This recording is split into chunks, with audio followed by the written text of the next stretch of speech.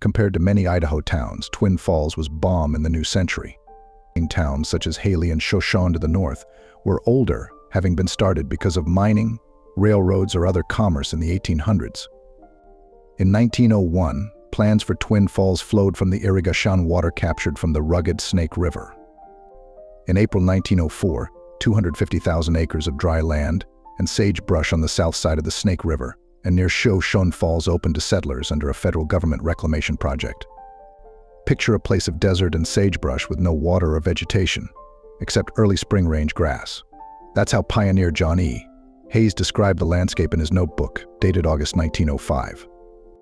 But that would change with the construction of dams to capture the Snake River's water. The survey for the Milner Dam on the Snake River got underway in late December 1902. Construction was started in March 1903. A month before the first bridge across the Snake River was completed at Milner. The dam was completed before March 1905. Water first arrived to the south side tract that same month through a main canal that had a capacity of 4,000 second feet of water. With the water, the land would begin to bloom.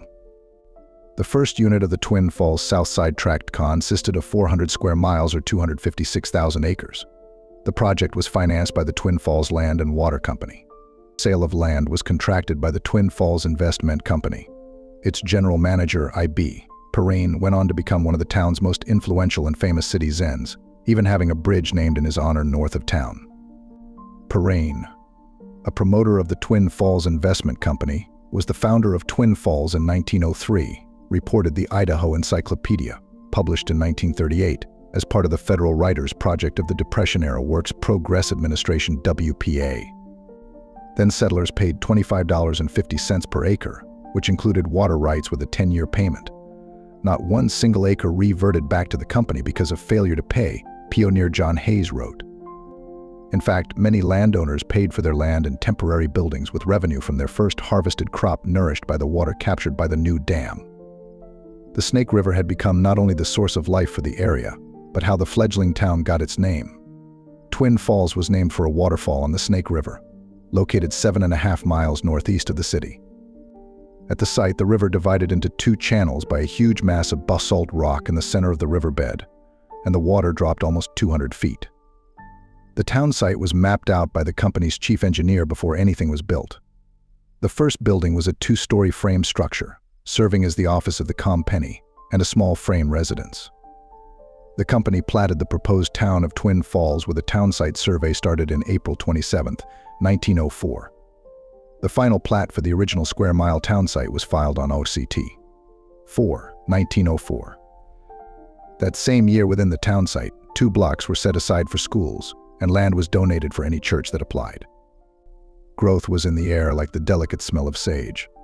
On April 13, 1905, Cassia County Commissioners incorporated the village of Twin Falls because the area was then part of that county, reported pioneer S.J. Hamilton in a collection of writings for the Twin Falls Territorial Centennial Celebration. The village had 4 trustees, a justice of the peace and deputy sheriff. Paul Bickle was the chairman of the board and the first mayor of Twin Falls. Most of the settlers were businessmen and farmers from the Middle West, the Idaho Encyclopedia reported. Hamilton wrote that the Board of Trustees found it necessary to provide immediately for a jail, so the first one was opened on the lot where the Kringle's hardware store had been located in the 1960s. Before that, prisoners were held in a cave in the wall of Rock Creek Canyon. That is, until a federal statute was discovered that made it illegal to house prisoners below the ground surface. Being at the H.O. Milner Lumber Yard at 3rd Avenue South, the first post office opened in September 1904. The first postmaster was paid $16 per month, the amount determined by the number of stamps that were canceled. The first school building in the new town was built in October 1904, with 60 students enrolled by December. The old schoolhouse was located at 9th Avenue and 10th Street under the original numbers, but today the address is known as 3rd Avenue and 3rd Street East, reported area historian Virginia Ricketts in her then and now history columns for the Times News newspaper. On OCT 28, 1904, the first newspaper, the Twin Falls Daily News, was published. Another source reports that the Twin Falls Evening News had first appeared in March 1904. Also in October 1904, the first national bank was established. The area had health care. The first doctor was H.W. Kluchek, who came to town on November 4th, 1904. The first dentist was Dr. James M. Rogers, who had a practice at Milner during the construction of the dam. In May 1906, the Twin Falls Hospital Association was incorporated with a capital stock of $25,000 for a hospital. The Twin Falls Hospital, also known as Boyd Hospital, opened on OCT 1907 behind the Park Hotel, which was located at the site of the current U.S. Post Office building downtown. A railroad branch from Minidoka headed toward the new town, and the first train, the Oregon Short Fine, stopped in Twin Falls on Aug. 7, 1905. Before the train arrived, all building materials, food, clothing, and everything else had to be transported to the area by horse and wagon from Shoshone, where the railroad stopped. The wagons were taken by ferry across the Snake River above Shoshone Falls. Following an old stage route, the supply wagons traveled up the steep grade on the south side of the river to the canyon rim. Later, a ferry also was established at Blue Lakes, now the site of the Blue Lakes Country Club. The Idaho Encyclopedia reported a story that 125 horse-drawn teams made regular daily trips between Twin Falls and Shoshone between the summer and fall of 1904. In addition, landholders and lot owners bought 70 railroad cars of lumber during January 1905. By 1905, $65,000 worth of town lots were sold. A year later, the first fire station was located at the corner of 3rd and Shoshone Avenue South. Ironically, it later burned down and a new one built elsewhere. Twin Falls city officials spent $220 for 2 hose carts for fire protection. On Feb. 21, 1907, Twin Falls became a county formed by the state legislature. Twin Falls became the county seat. With all the growth around them, the pioneer Catholics of Twin Falls also desired nourishment for their souls. The first Mass. Idaho had its share of Catholics in the early days. In 1885, there were a reported 1,500 Catholics and 7 priests in the state. By 1893, that number had expanded to 7,000 Catholics and 16 priests. On Navi. 7, 1904, Father Emile Verbrugge, who was pastor of the Catholic Church in Shoshone, was directed by Bishop Alphonse J. Glorieux, the first bishop of Boise, to investigate this new area and open channels of God's grace for Twin Falls. The priest found a number of Catholics in Twin Falls and arranged to celebrate Mass and give the sacraments the following morning. So on Nov 8, 1904, the first Catholic Massachusetts was celebrated in Twin Falls.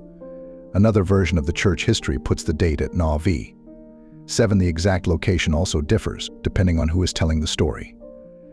The Diocese of Boise's Tory said the Mass was offered at the humble home of William Henscheid and included pioneer Catholics August Hendricks, Herman List, William Klein, Joseph Hoff, and Paul Hoff. But according to church histories by Bishop Nicholas Walsh and Father Remy Keyser, who served at St.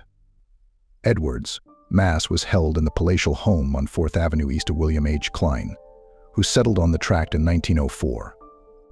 Yet another version of church history places the first Mass at 464th Ave. And still another report has the Mass held in a shanty 1 mile east of Twin Falls and a half-mile north of the present cemetery. Another church history sets the first Mass in a little house on 4th Street East in the rear of William Klein's property. The first Mass also is reported to have been celebrated in a double-boarded shanty 12 feet by 18 feet in size, 1 block northeast of Bickle Elementary School. Among the first people who crowded into the small building was William Henscheid, Anton and August Hendricks and family Lies, Joseph Hoff and Paul Hoff, John Groh and his family of 8 children, Herman List and family, and Joseph Bisker and family. One more version of history reports that the Catholics met for their first service on May 26, 1905, according to the book Bucking the Tide, Story of I.B. Perrine's role in the development of the Twin Falls Valley. 30 people attended the service, and Father Verbrugge celebrated the first Mass a little later. Among the first church members were Mr. and Mrs. Edmund Barrett, L.J. Benoit, Owen Buchanan, Mrs. C.B. Channel P.E. Dean, Mr. and Mrs. Peter Hoff, Mr. and Mrs. W.W. Humphrey, Mr. and Mrs. Frank Heger, John P. Kasherak, Charles Macaulay, Mr. and Mrs. Mark Murtaugh, John McDonough, Thomas O. Oark, Mr. and Mrs. Leo Streifus, C.L. Smith, and Mr. and Mrs. R.W. Steele. In December 1904 and January 1905, Mass was again celebrated in the Henscheid House, but later moved to the local schoolhouse in February 1905 to accommodate a growing number of churchgoers, and where the zealous priest Father Verbrugge celebrated Mass each month until August. By November 1904, 7 church groups were using the school building. Following Masses also were celebrated in the Barrington Hotel on the 200 block of Main Avenue and at the Labor Temple, a wooden building on 2nd Avenue. But the school was used regularly. In this first school building, all denominations worshipped. The Catholic monthly publication quoted pioneer William Klein as saying, "The first priest to celebrate Mass in Twin Falls was a story unto himself. Father Verbrugge had worked many years as a missionary, including among Indians. He can picture before his eyes the missionary riding all day long in a rickety stagecoach, enveloped in clouds of dust, kicked up by the leaders and wheelers on Main Street, shoshone to the Parain hostelry at Twin Falls." Presumably, Father Keyser wrote in the Catholic Monthly about Father Verbrugge. Those were the days of rough roads, and experienced drivers were needed to land the occupants of the coach at their place of destination. At other times, when the driver was overcome with dust and a too liberal amount of bad spirits, it became the priest's duty to handle the lines in the interest of safety. One story has it that the Cannonball coach broke down someplace between Twin Falls and Shoshone. Father Verbrugge just smiled, opened one of his old suitcases, and pulled out a pair of pinchers and bale wire, useful articles he had found carrying on his ministry with the Indians, and proceeded to fix the wheel. The new Catholic parish in Twin Falls continued to grow and move around town. In fact, the 6th Mass ever held in the new burg was celebrated on March 17th at the home of Patrick MacDonald on 3rd Avenue East. The 7th Mass on Palm Sunday, April 1905, was held in the little schoolhouse, and there was a full house in attendance. But the early Catholics wanted a church of their own, collecting prayers and funds. As if their prayers had been answered, the Twin Falls Canal Company donated land at the corner of 2nd Avenue East and 5th Street East for a church. The land donation was recorded on Sept. 18, 1905. The men of the pioneer parish did most of the work, while the women collected money for the project, which was directed by contractor Pat Hall. The small wooden church building, which was still standing through the year 2003, was completed in August 1905. On the 21st of AU, Gus the faithful men had a little wooden church under roof. Although the ceiling, doors, windows, and furniture were not yet in, Father Verbrugge celebrated Mass and preached here in the diocese, history stated. At one point, empty nail kegs and planks eventually gave way to the pews obtained secondhand from Bishop Lawrence Scallion's cathedral in Salt Lake City. The pews were found by Mark Murtaugh with the aid of a second-hand dealer. One parish ironer had the idea that each of the several families in the parish buy a pew, which were shipped to Twin Falls. In later years, John Macaulay remodeled the interior and built the steeple in the first church building. The labors of the faithful culminated on Oct. 13, 1905, when St. Edward's Church was dedicated by Bishop Glorio. The Ot. 20, 1905 edition of the Twin Falls News, a weekly, reported on the bishop's visit, stating he stayed at the home of Mr. and Mrs. M. Murtaugh. Mr. Mur took the bishop out for a drive in the country, and the bishop expressed his unbounded astonishment at the marvelous progress and his admiration for the citizens on the tract. Bishop Glorieux has witnessed the birth of many a city in Idaho, but he declared that he never saw one of its age equal to Twin Falls, the article reported. The bishop stated that he would arrange to have a priest stationed in this city as soon as possible. He greatly admired the Catholic Church in Twin Falls, which he said would be a credit to many a larger city. The name of St. Edward was selected because the building was completed near the feast of St. Edward's, said Father Perry Dodds, former pastor. The saint was the last of Anglo-Saxon kings and the builder of the famous Westminster Abbey in England. The next time the priest came, there was his church. Pioneer Catholic William Klein wrote in his diary, not the first. St. Edward's was not the first church to be established in the then young town of Twin Falls or the surrounding area. In the shade of the willows along Rock Creek, the first Sunday school was held, and before the end of 1904, a Union Sunday school had been organized, reported Area PO near S.J. Hamilton. A few of the first settlers had pitched their tents in Rock Creek Canyon, reported Bucking the Tide. One Sunday afternoon, one of the women settlers, Mrs. Fred E. Ramsey, whose family had arrived in June 1904, heard singing. Upon investigation, she found about a dozen children under the willow trees singing the hymns they had learned in many far-off Sunday schools, the book reported. The next day, the woman wrote to the Presbyterian headquarters in Philadelphia, ordering supplies for a Sunday school. 2 men placed 2 tree trunks for seats under the willows. The supplies arrived, and in July 1904, the first organized religious service was held with Mrs. Ramsey as the teacher. Every week brought a few new settlers, and it was not long before the class had an enrollment of 26 ranging in age from 3 to 16 years. There were Baptists, Christians, Church of the Brethren, Methodists, Mormons, Presbyterian and Seventh-day Adventists in that little flock, reported bucking the tide. However, the first sermon in Parish County, as Twin Falls County was called in the book, was preached on Feb. 14, 1883, when 2 Methodist ministers spent a few days at the Shoshone Falls Hotel near Shoshone Falls, according to Pioneer C.S. Walgamot. One minister stood on a flat slab of lava, about 5 feet high for a platform, and this silver-tongued orator preached to an audience of 2. His voice echoed and re-echoed around the Snake River Canyon as he preached from the favorite text of those days, "Sinner, prepare to meet our God," the book reported. The first preaching service was held on OCT 1, 1904 in the Hazen Hotel with 17 people. The Rev. H.W. Parker of Shoshone was the minister. The first large church gathering took place on Deck 24, 1904, with about 200 adults in the schoolhouse. Some people speculated that the Reformed Church at 211 4th Ave.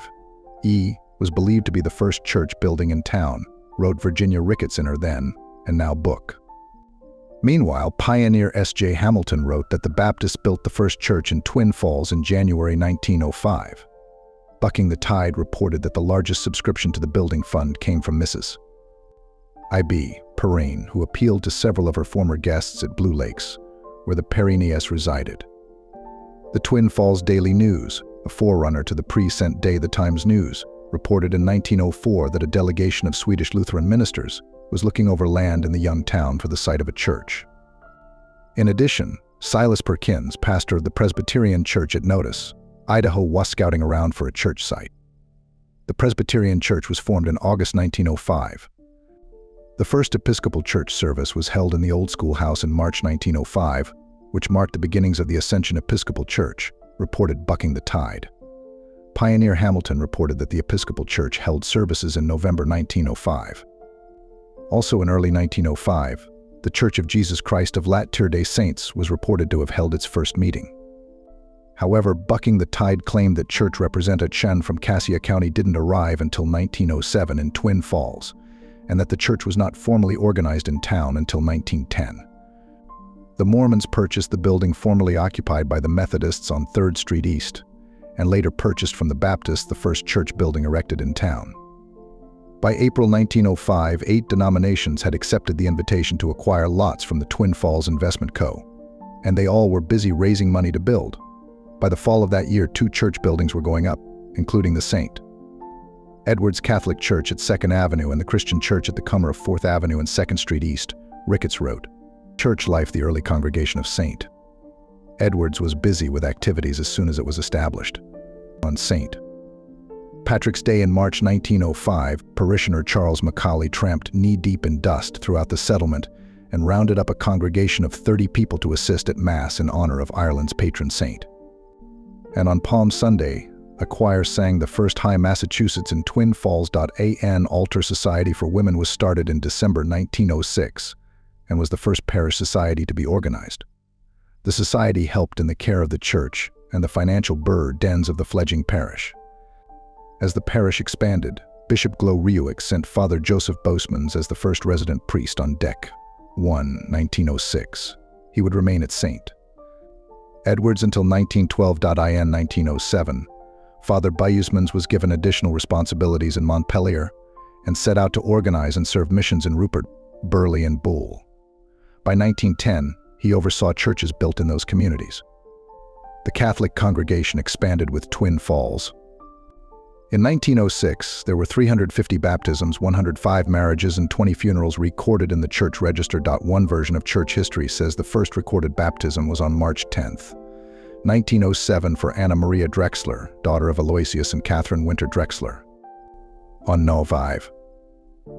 1907, the first marriage was recorded, that of Charles Cotter to Catherine Stammick, both of Rupert, with Father Basemans officiating. Father Basemans continued the expansion. He purchased the adjoining lot next to the church for $300, recorded it on Sept. 30, 1908, and enlarged the church. In 1910, Pat Hall built the first rectory across the street, 2nd Avenue East from the first church building at a cost of $3,250. On May 23, 1909, Knights of Columbus Council 1416 was charted. The first choir director at St. Edward's was Nellie Teasdale with Mrs.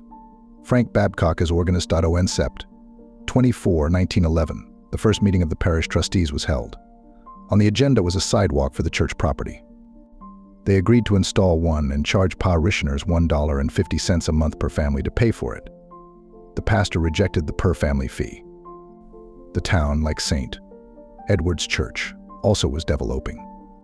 Longtime parishioner Mary Alice Florence of Twin Falls remembered her father, Owenoni Buchanan, talking about a banner posted off of Blue Lakes Boulevard that read Twin Falls, a growing community. Population of 25,000 by 1910. "My dear old dad, he lived long enough to see it get there," she said. Father Nicholas P. Hahn arrived as the second pastor of St. Edward's Church on Sept. 8, 1912. By that time, Twin Falls had a population of 5,258 people, according to the 1910 census, and was growing phenomenally, the diocese stated. In 1912, the first confirmation class was planned by Father Hahn. Bishop Glorieux officiated at that ceremony, as well as the one for the class of 1916. In 1915, Rose Dean was the first parishioner to enter a convent. She became Sister Mary Rose at the Ursuline Academy in Los Angeles. In 1919, another history sets the date at 1923. The Altar Society became the Catholic Women's League, a group organized by Bishop Daniel Gorman, the second Bishop of Boise, and 24 women from St. Edward's responded to membership in the organization. Mrs. F.R. Coas was named President. Other histories name Alice Wolfe as the first President. Among the first work for the new organization in May 23, 1919 was serving refreshments to the soldier boys at a smoker. By 1916, Catholic communities already had sprung up in surrounding towns. The Twin Falls Catholic monthly publication covered Bull, Filer, Hollister, Berger, Rogerson, Kimberly, Hanson, Murtaugh, and Milner.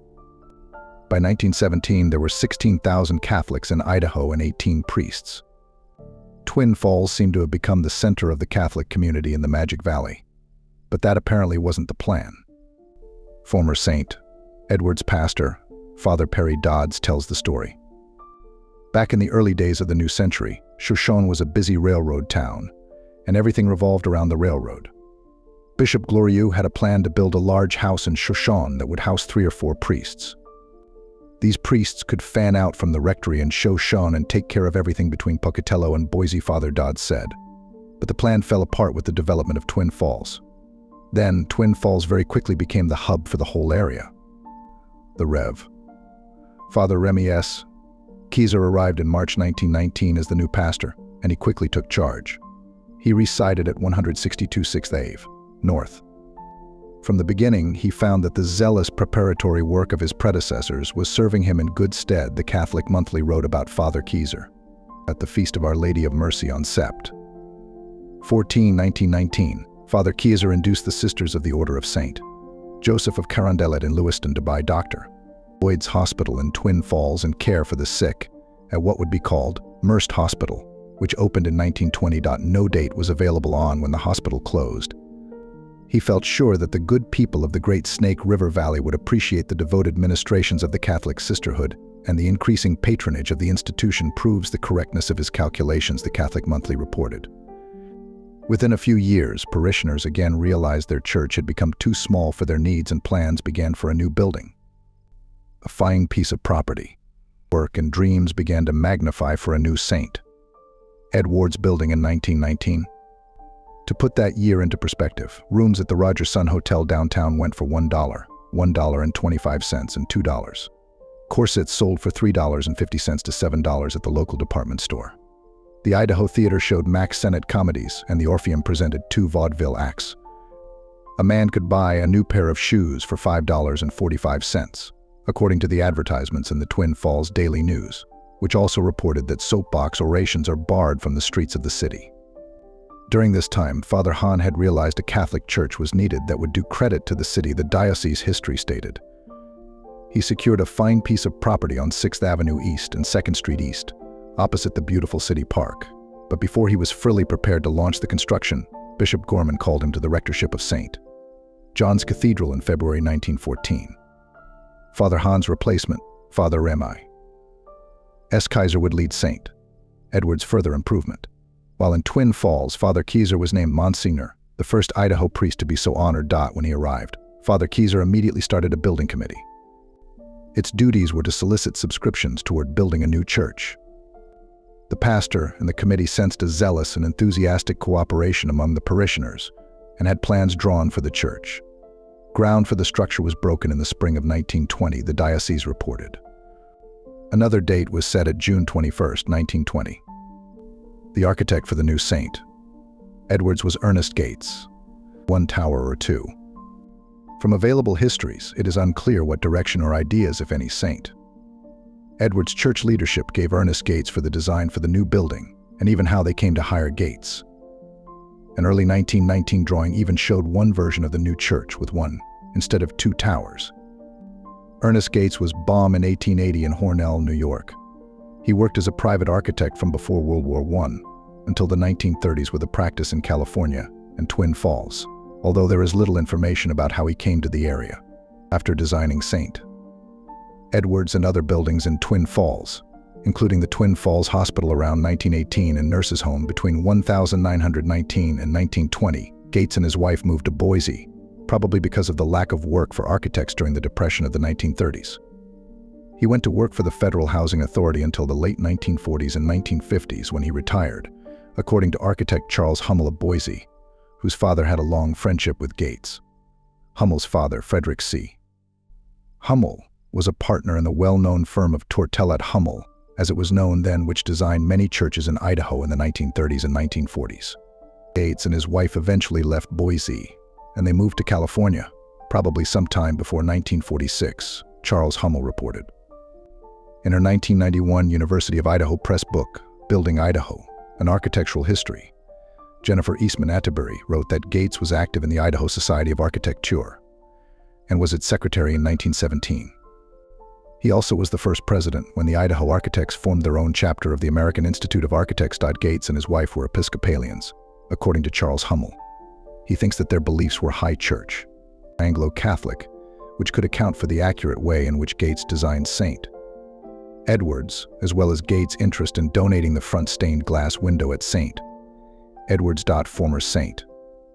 Edward's pastor, Father Perry Dodds, often wondered what Monsignor Kaiser or Ernest Gates' envy, science, and disgust for the design of St.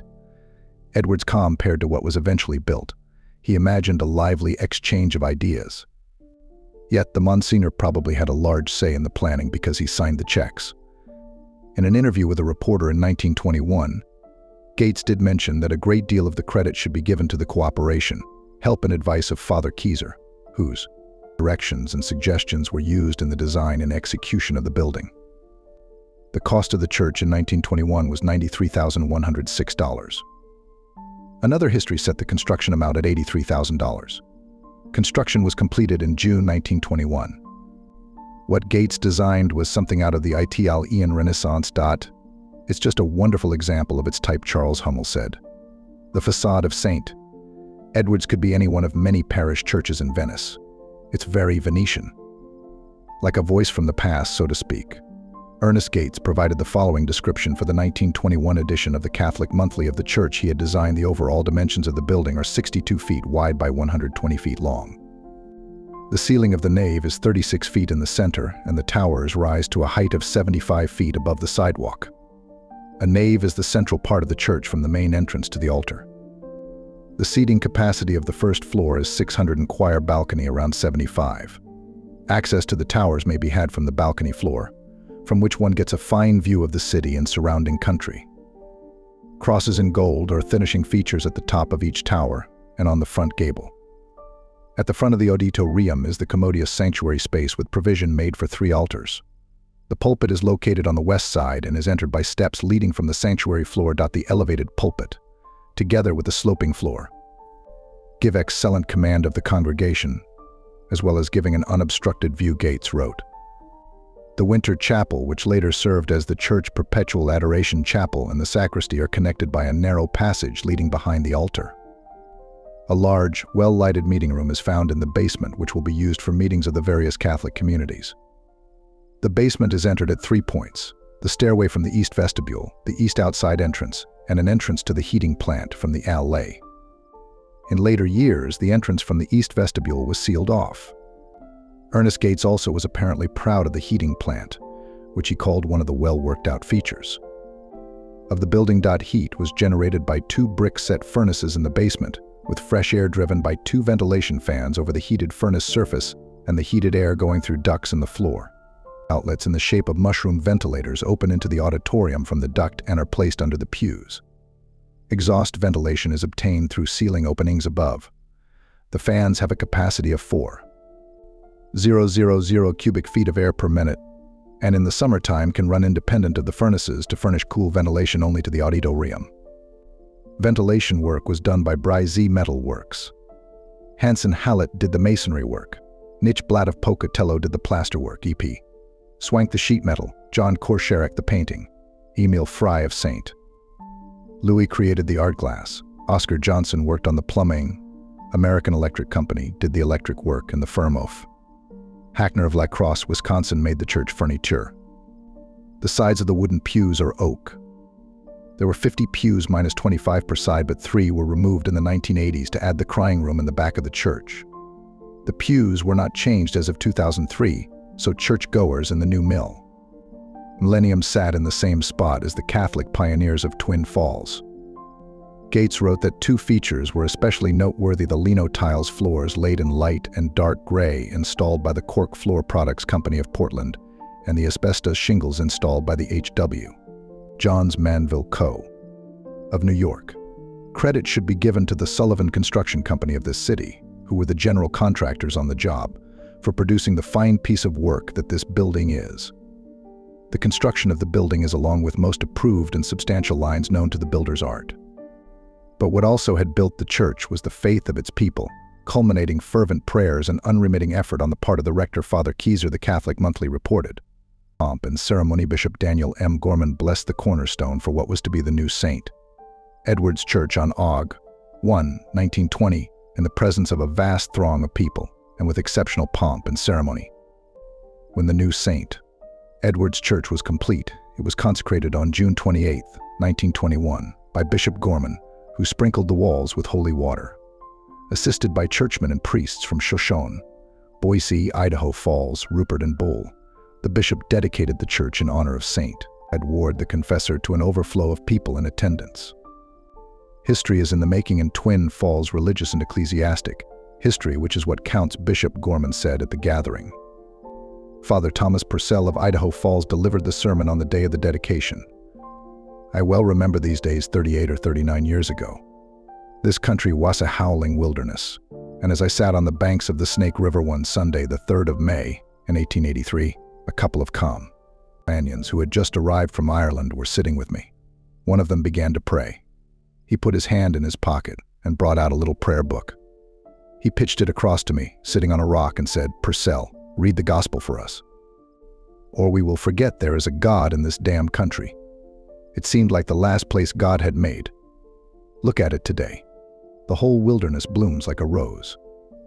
Father Purcell also spoke of the hopes and prayers that had found fruition in this hour of dedication. So we have here, as I say, a very rapid growth of the church in Twin Falls. For 2 years, Father Keyser has labored and has prayed for that which we see today, and no human tongue could portray my emotion at seeing prayers so faithfully and so quickly answered, Purcell told the crowd. And my emotion of gratitude is multiplied to see the wonderful assistance God Almighty has given in erecting this place an edifice for the glory of God. The ceremony included music and attendance in body of the Knights of Columbus. Meanwhile, the local newspaper reported, though short, the sermon was packed with pregnant sentences and received the warmest commendation. The musical program was one of great merit, and each number seemed particularly fitting and satisfying in its place. All of the musical compositions were penned by Fefe Thurkeezer, who conducted this part of the service, the Catholic Monthly reported. After the dedication ceremony, the women of the Altar Society served a banquet for the visiting clergy. Relics of saints. Like many churches of the day, St. Edward's has an altar stone into which the relics of saints would be cemented. Altar stones were a requirement of new churches in the days before Vatican I, Father Perry Dodd said. Inside the altar stone of St. Edward SF are the relics of two Roman martyrs of the 2nd century, Octus and Prospera, a man and woman. As the diocese began to expand and churches were being built around the state, some say that Bishop Kelly brought back a bushel basket full of relics of Octus and Prospera from Rome when he went over there for the new churches, Father Dodd said. Interestingly, I tried to get a relic of St. Edward the Confessor. He was told nothing was available. In addition to the structure itself, what makes the St. Edward's building even more a marvel is that the money to build it was raised among a poor farm community, said Faith Rob Keller, former St. Edward's pastor. In the years when this church was built, when times were hard, a people bonded together and decided to erect a truly beautiful worship site, far beyond their wildest expectations, I would think, because in those early days this was a most unique facility, every component within, the expense. All of it was done by a simple farm people, rural people who realized that their lives were given by Almighty God and they wished to thank Him, though an erection of a beautiful worship site. And I think they certainly well achieved that. Father John Kolsch also was impressed with the building when he served there between 1958 to 1963. I grew up in Boise, where we had the cathedral. And then I was educated over in Rome, so I saw all this architecture, and so I was amazed to see a church of this size here in Twin Falls, Idaho.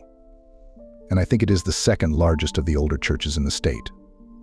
How they ever had the nerve to build that big, beautiful church. I'll never know, Mary Alice Florence said of the early Catholic families. Her parents, early Twin Falls residents, Annie and Owen Buchanan, had great hopes for the Catholics in southern Idaho, that they would grow, and they certainly did, because we filled that church up. Other styles. While St. Edward's offered an Italian Renaissance architectural style, other church buildings showed a variety of building styles. Patricia Wright wrote in her book, Twin Falls County. A look at Idaho architecture that the Methodists started out in a small frame structure, the city's first schoolhouse, which they moved, painted and papered at a cost of $577 in 1906. The leftmost part of the facade facing 4th Avenue is part of the chapel, built in 1909, with sharply pointed Gothic arches and faced with Boise white sand lime brick. The main body of the church, which fills the Shoshone Street 4th Avenue Comer, was the result of remodeling and addition in 1916. It is Tudor Gothic in style, with a low-shouldered Tudor arch at openings in the brown sandstone wall. The architect for the large sandstone addition was B. Morgan Nesbitt, who was responsible for other important buildings, particularly in Ball between 1916 to 1919. Wright wrote, "The Methodist building accommodated 1,150 people and cost $60,000. Twin Falls architect John Visser, architect of the Twin Falls Presbyterian Church, designed the dome over the auditorium in 1920. In January 1918, Presbyterians dedicated their neoclassical church, located north of the Justimere Inn, at a cost of $25,000, Wright wrote. The structure, with its massive square columns over an inset entrance, a graceful cartouche and stained glass dome, also was designed by Visser. Another feature was an organ of almost 1,100 pipes donated by Loyal Breckenridge of the building committee.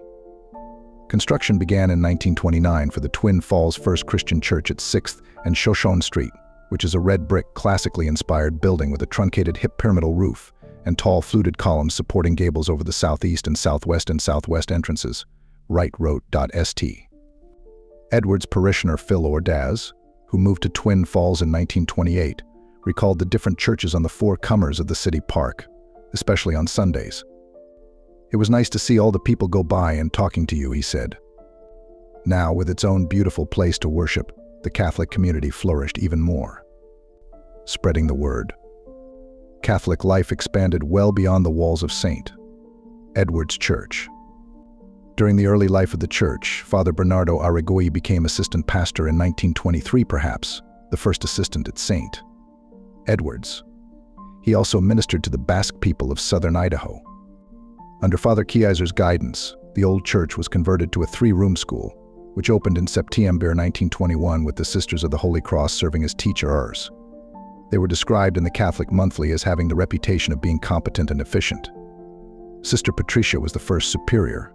Our Catholic people, and the citizens of Twin Falls in general, may well appreciate the opening of this institution of intellectual and moral discipline. The Monthly wrote about the school. Upon these 2 foundations will rest ultimately a sincere American citizenship. When the Sisters of the Holy Cross taught at the school, one former student recalled how the nuns gathered around the radio in the 1930s, rosaries in hand, to cheer for the Notre Dame football team. Their mother house was located across from Notre Dame University in South Bend, Indiana. Those nuns would take the boys of class across the street to the convent. This is up on 2nd East, and the boys would get to listen to the Notre Dame games, but not the girls, recalled Mary Alice Florence, who graduated from the 8th grade of St. Edward's School in 1938. Father Kieser also turned over his rectory to use as a convent. He lived at the Merced Hospital for a time, and then purchased in 1921 a solid brick building at a cost of $5,500 for a rectory. The Murtaugh Ranch home at 860 Blue Lakes, Piety, was considered one of the architectural beauties of Twin Falls. The Victorian-style home, with its stained glass and decorative shingle work, was built in 1905 for M.M. Murtaugh, the assistant general manager of the Twin Falls Land and Water Company. It is about as close as Twin Falls comes to Victoriana, wrote Patricia Wright of the building in her book, Twin Falls County: A Look at Idaho Architecture. Before leaving Twin Falls, Monsignor Kieser turned the deed to the Murtaugh home over to the parish. Meanwhile, Father Arigüey was sent to St. Anthony in November 1923, leaving Father Kieser alone to meet the demands of the expanding parish, convent, and school until 1927. At the time, the church had no large hall for festivals or gatherings. Little Girl, the annual church festival, was held in the former Iowa Hall a few blocks away. In the summer, the parish picnic usually was held at a family pasture or a farm, said her husband Otto, whose parents had settled in Twin Falls in 1925. One picnic at a pasture he especially remembered because one of the nuns stepped in a cow pie during a game of baseball. The other nuns got a big kick out of that, he said. As an altar boy in the 1930s, Otto Florence, also AC Company priests from Twin Falls, to celebrate Mass in Burleigh. We usually went downtown to the station, the depot, and rode on the train which we called the Galloping Goose, he said. A man of faith and music. Otto and Mary Alice Florence both had rich memories of Father Kieser. Despite his many duties, he found time for music. A musician and composer, in 1923 he published a popular piece of music called the Sweet Charity Waltz. I remember him as a great man, very, very European, Otto Florence said. What I remember so much about him was when I was very small, when I was 5 years old, I lost several of my fingers off both my hands in a farming accident. The doctor suggested to his mother that he flex his remaining fingers, so she had me take violin lessons. Monsignor Kieser was a very good violinist. He kind of favored me because he gave me one of his violins. It was in the family for years, Otto recalled. Father Kieser also would invite the country kids to eat. I remember on the holy days of obligation, we used to come into town and we went over to the priest's house. And they served the country kids breakfast, said Otto, who then lived about 3 miles from town. This is my mother talking, as Father Kieser's housekeeper was so old that she would hardly get around, and so mother used to cook breakfast and cook cinnamon rolls, Mary Alice Florence added. Father Kieser also was an artist who painted a large picture of Christ with outstretched hands.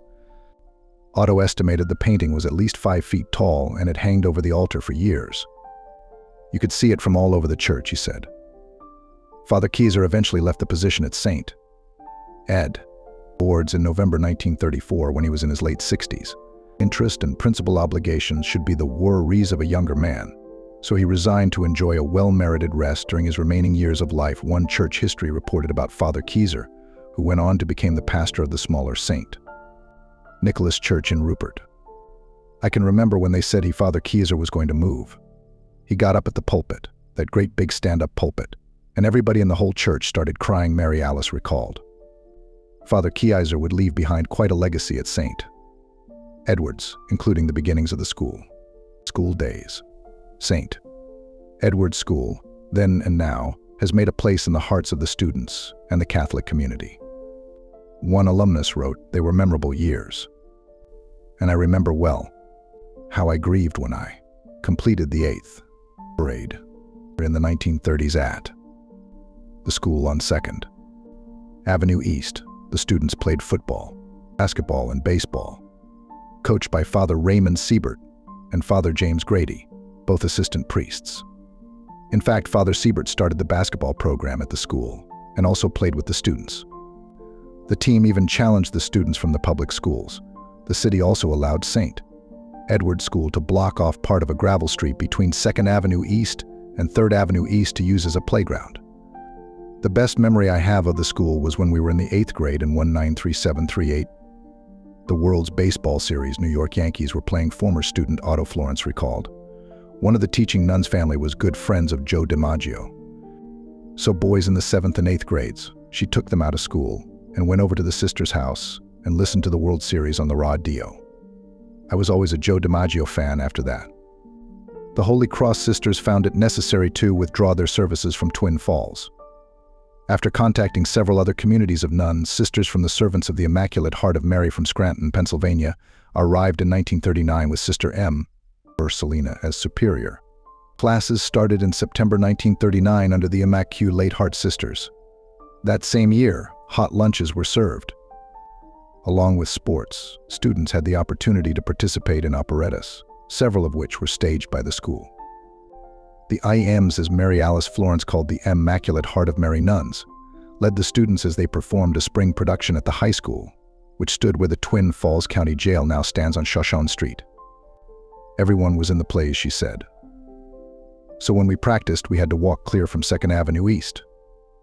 Then you marched in line and the nuns really kept an eye on you. There also were assemblies, harmonica recitals, Christmas programs, dances, and macaroni and cheese served every Friday. But the students didn't have to wear uniforms back then. I remember the Park Hotel, now site of the Post of Feist downtown. When I was in the 8th grade, we used to have dances there, recalled Mary Alice. Other dances were held downstairs in the church. There were 5 to 7 nuns at the school, with 4 teaching and 1 nun just teaching music in the 3-room school. Each room had 2 classes in it. A separate building housed the class for the 1st and 2nd grades. Each room had a pot-bellied stove in it. One boy was usually in charge of keeping the stove going, Otto Florence recalled. It was small.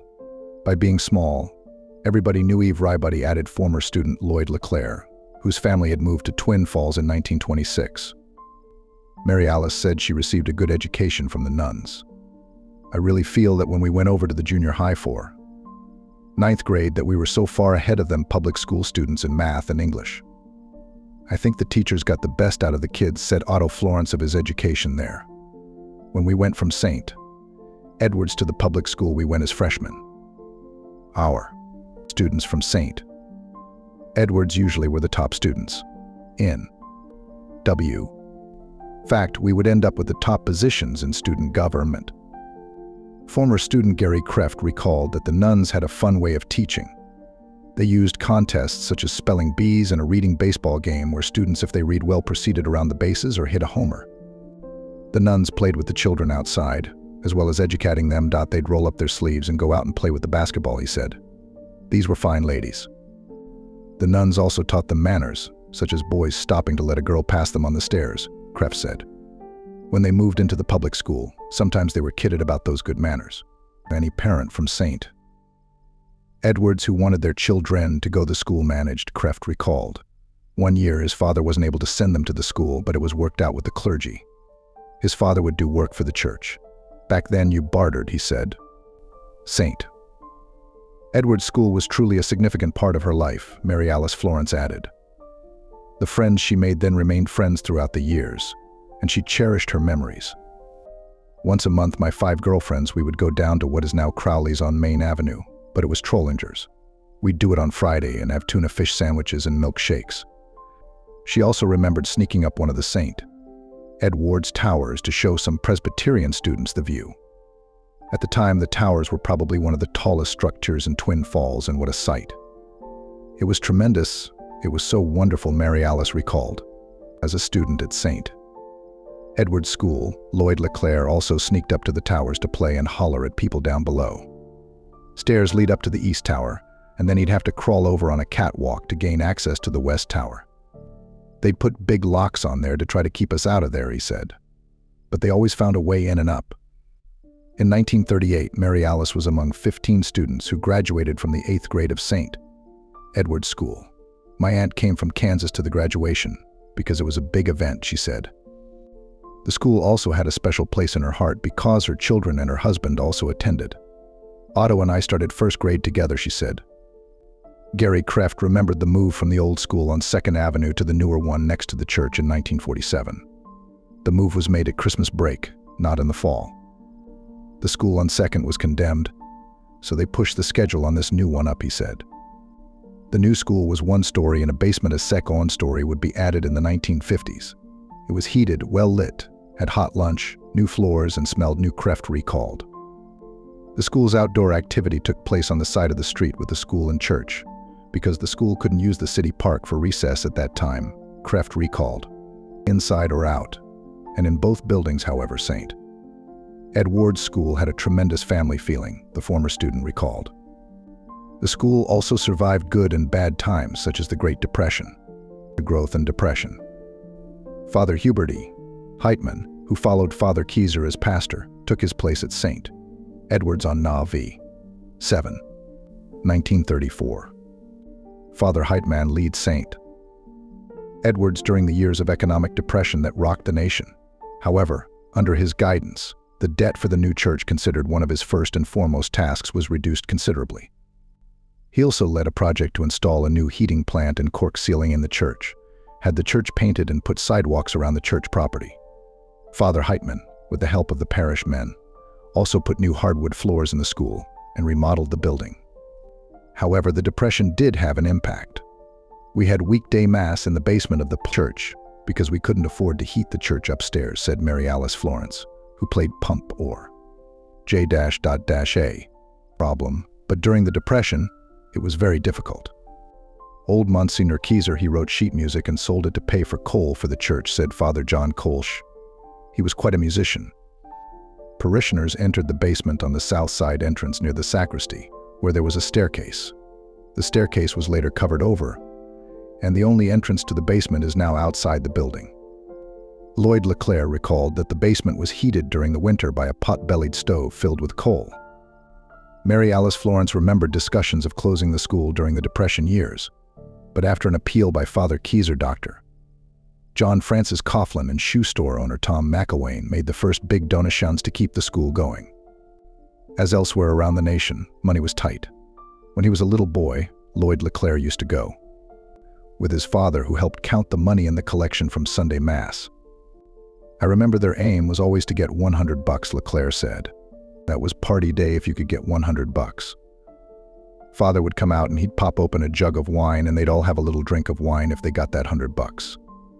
I'll always remember that. He also recalled that up to until about 1935 or 1938, not a dime had been paid on the principal debt for the St.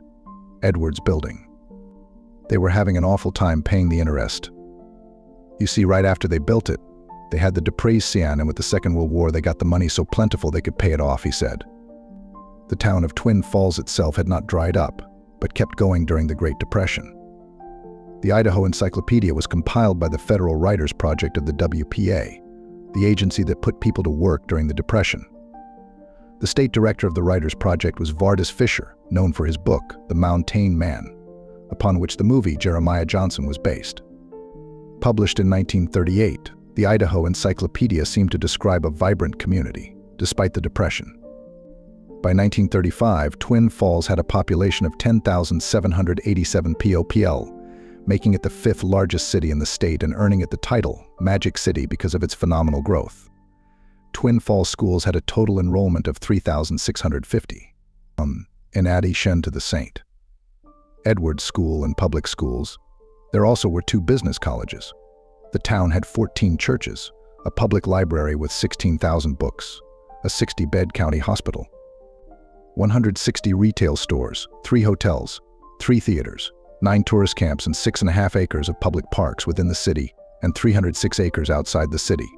At that time, there were 87 miles of streets, 39 of which were paved, oiled and graveled. The total area of the city was 1,395 acres with an assessed valuation of city property at $5 million. The encyclopedia described Twin Falls as the trading and marketing center for an irrigated area of about 600,000 acres with an estimated population of 75,000. The principal crops were fruits, wheat, beans, onions, palm, potatoes, sugar beets, alfalfa, and clover seed. J-Way. The area is also devoted to dairying and some stock raising, the publication reported. The Twin Falls tract is known as one of the model irrigation projects of the entire West. During the 1930s, Twin Falls had 2 cheese factories, a vinegar factory, flour mill, fruit packing plants, sugar factory, and meat packing plants, among many other industries. The town also had supported 2 daily newspapers, the Twin Falls Daily News with a circulation of 8,900 and the Twin Falls Evening News with a circulation of 8,400. The papers merged in December 1936. While the country was coming out of the trauma of the Depression, another crisis lay ahead in the next decade, World War II. While World War II raged in Europe, life continued at home. By 1942, the parish census listed 324 families, in which there were more than 1,000 members of the parish. Monsignor Joseph O. who arrived in February of that year as pastor, was also given responsibility to see to the spiritual life of the Catholics at the Minidoka Relocation Center near Eden. At the Hunt Camp, as it was also known, thousands of Japanese Americans who had been rounded up by the American government were imprisoned during World War II. Priests also said Mass at a German prisoner of war camp. One camp was said to be located at the site of the El Milagro housing project on South Washington Street. There also was the 300-acre Camp Rupert, located 5 miles west of Paul. Camp Rupert first imprisoned Italians, then the Germans arrived in September 1944. By 1946, there were a reported 3,337 prisoners at the camp. The priests would take a person who spoke German to translate the Mass at the prius and the prisoner of war camp. Parishioner Paul Reynolds remembered his mother talking about how she and other women got together to roll bandages by tearing up sheets for the war effort. They would bake goods and stuff like that and mail them off to the servicemen and write letters, he said. Many of the activities involved the Altar Society and the Council of Catholic Women. In addition to dealing with life on the home front, Monsignor Joseph P. He who faced the large challenge of running a parish with buildings in 3 separate sections of town and carrying a large debt. Pennsylvania. While attending seminary at Mount St. Mary's in Emmitsburg, Maryland, he was recruited by Bishop Daniel Gorman to come to Idaho, according to his niece Mary Jo Cahill. Monsignor OOL was her mother's brother. The bishop said that if he and others would commit to stay in Idaho for 5 years, the Diocese of Boise would pick up their tuition for the last 2 years. Her uncle and Monsignor Edmund Cody, who also served as a saint, Edward's administrator, were classmates who came to Idaho, along with 2 others. They remained in Idaho for the rest of their lives as priests. Monsignor Oesul, who was named to that position in 1939, previously had spent 18 years as the rector of St. Thomas Cathedral in Boise and was chancellor of the diocese before the bishop sent him to St. Edwards to consolidate the buildings in 1942. Soon after he came to Twin Falls, his sister Laura arrived to become his housekeeper. With tough times in the coal region of Pennsylvania, Mary Jo California Hill's family moved to Twin Falls in June 1942. Her father found a job at Swift's. Monsignor's first achievement was to clear St. Edwards of its mortgage. Then he purchased a convent for the sisters near the church. Following the bishop's request, he purchased a Catholic section at the Twin Falls Cemetery for the priests, sisters, and parishioners. Clearing these debts, and at a time when others were fearful for the future due to the war and rationing, Monsignor bravely began the work of building a new school next to the church, reported the St. Edward's Golden Jubilee booklet, bringing it together. The church was located on 6th Avenue, the school was on 2nd Avenue, and the rectory on Blue Lakes Boulevard. The former land and home on the site of the Precense School was the 3rd rectory, used from 1945 to 1946. The former Saladay home at 138 7th Ave. N. had become the 4th rectory in 1947, and the Perry home at 152 7th Ave. N became the 5th rectory in 1954. During various times when the church was without or in between rectories, Monsignor O. O.S. slept in the side room of the church that later became the Adoration Chapel. The assistant pastor, Father Donald Simmons, had his bed set up in the basement. We were living up on the corner of 9th and Blue Lakes in a little tiny house, and Monsignor O.O. and Father Simmons came up to our house every day for their meals and to take a bath, said O.O.'s niece, Mary Jo Cahill. To bring the buildings together, plans were made for a new school next door to the church. Property exchanges and temporary sleeping quarters set up in the church found their reward when ground was broken. October 21st, 1946, for the school, the Golden Jubilee pamphlet reported. This beautiful modern school was opened for classes December 1st, 1947, and was dedicated by His Excellency Bishop Edward J. Kelly, DDD. December 8th, 1947, St. Edward's School, if not the finest, equals any in Idaho, said Bishop Kelly at its dedication. It took only 3 years of the united efforts of priests and people to pay off the school debt, and then building began again. The convent was remodeled, making a very convenient, perfect convent. The roof of the school was raised to meet our needs as the registration continued pouring in. 4 beautiful classrooms were added to the first structure, the Golden Jubilee pamphlet reported. A crowning blessing was a beautiful remodeled rectory directly behind the church. Monsignor O.O. also had the formidable task of paying off church debt. One thing that he and his assistant did was to visit every family in the parish on a debt drive. He would announce each Sunday which street he was going to be on, and he had his assistant going on some of the streets too. And everybody just stayed home if you were on that street that week. You didn't go anywhere. You waited for Monsignor to come, his niece recalled. After the school was built, the women of the parish cooked and served dinners in the basement for service clubs, such as the Kiwanis, Lions, Rotary, and Chamber of Commerce, 3 or 4 a week, and charged to raise money. Add to that revenue from the Harvest Festival, St. Patrick Day dances and raffles, including of cars, and the debt was reduced, Cahill said. There was no parish council then, so Monsignor O.O. would gather people, and they'd get things done, she said.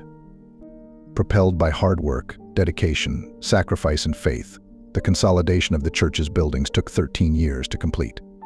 Bishop Kelly, the 3rd bishop of the Diocese of Boise, called it an unprecedented accomplishment.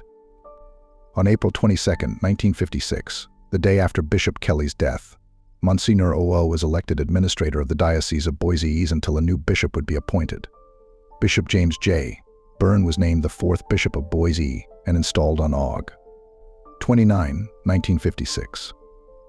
Monsignor O.O.'s accomplishments were many, but he was most proud of the St.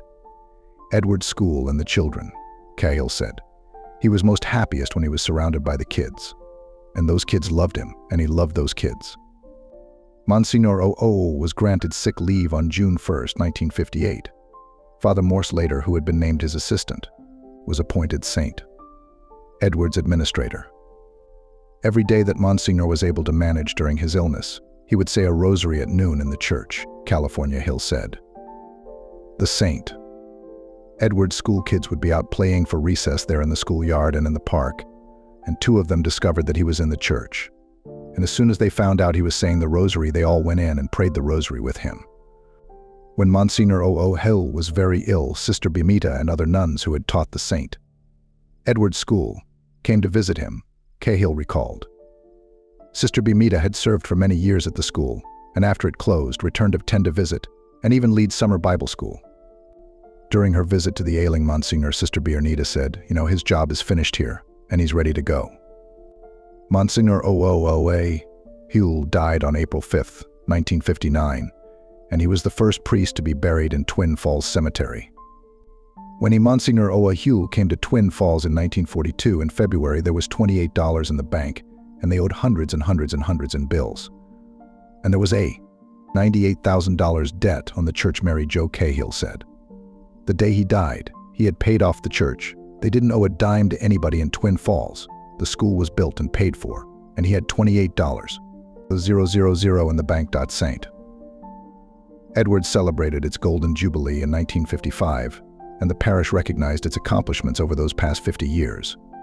Mass attendance, reception of the sacraments, Catholic marriages, converts, school enrollment, the number of parishioners, All have reached a peak never realized before in our history, reported a publication prepared for the event.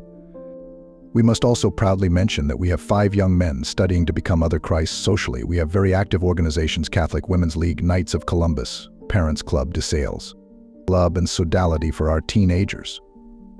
Donations from kind benefactors have given us a new tabernacle, statue of Our Lady, an electric organ, rubber padding on the kneeling benches, and now new basilican bells. Sodality was a front run near to catechism, and the De Sales Club was a religious-based social group. In September 1955, the Legion of Mary was established at the church with Mrs. Claude E. Detweiler as the first president, Monsignor O.O.L. and Father Perry Dodds. 3 years later, on May 25, 1958, a convert, Perry W. Dodds of Kimberly, was the first church member of the parish to be ordained to the priesthood. Father Dodds became pastor of St. Edward's on June 1, 1976. In 1962, Barbara Sass, a parishioner, had become a Benedictine sister. The following year, the Benedictines of Mount Angel dedicated and opened the St. Benedict Student Center and Priory, located across from the College of Southern Idaho on Falls Avenue. Also in 1962, Monsignor Edmund R. Cody was named pastor of St. Edward's. 2 years later, parishioner George Seidel was ordained a monk of St. Martin and Lacey, Washington. Bells and Ivy.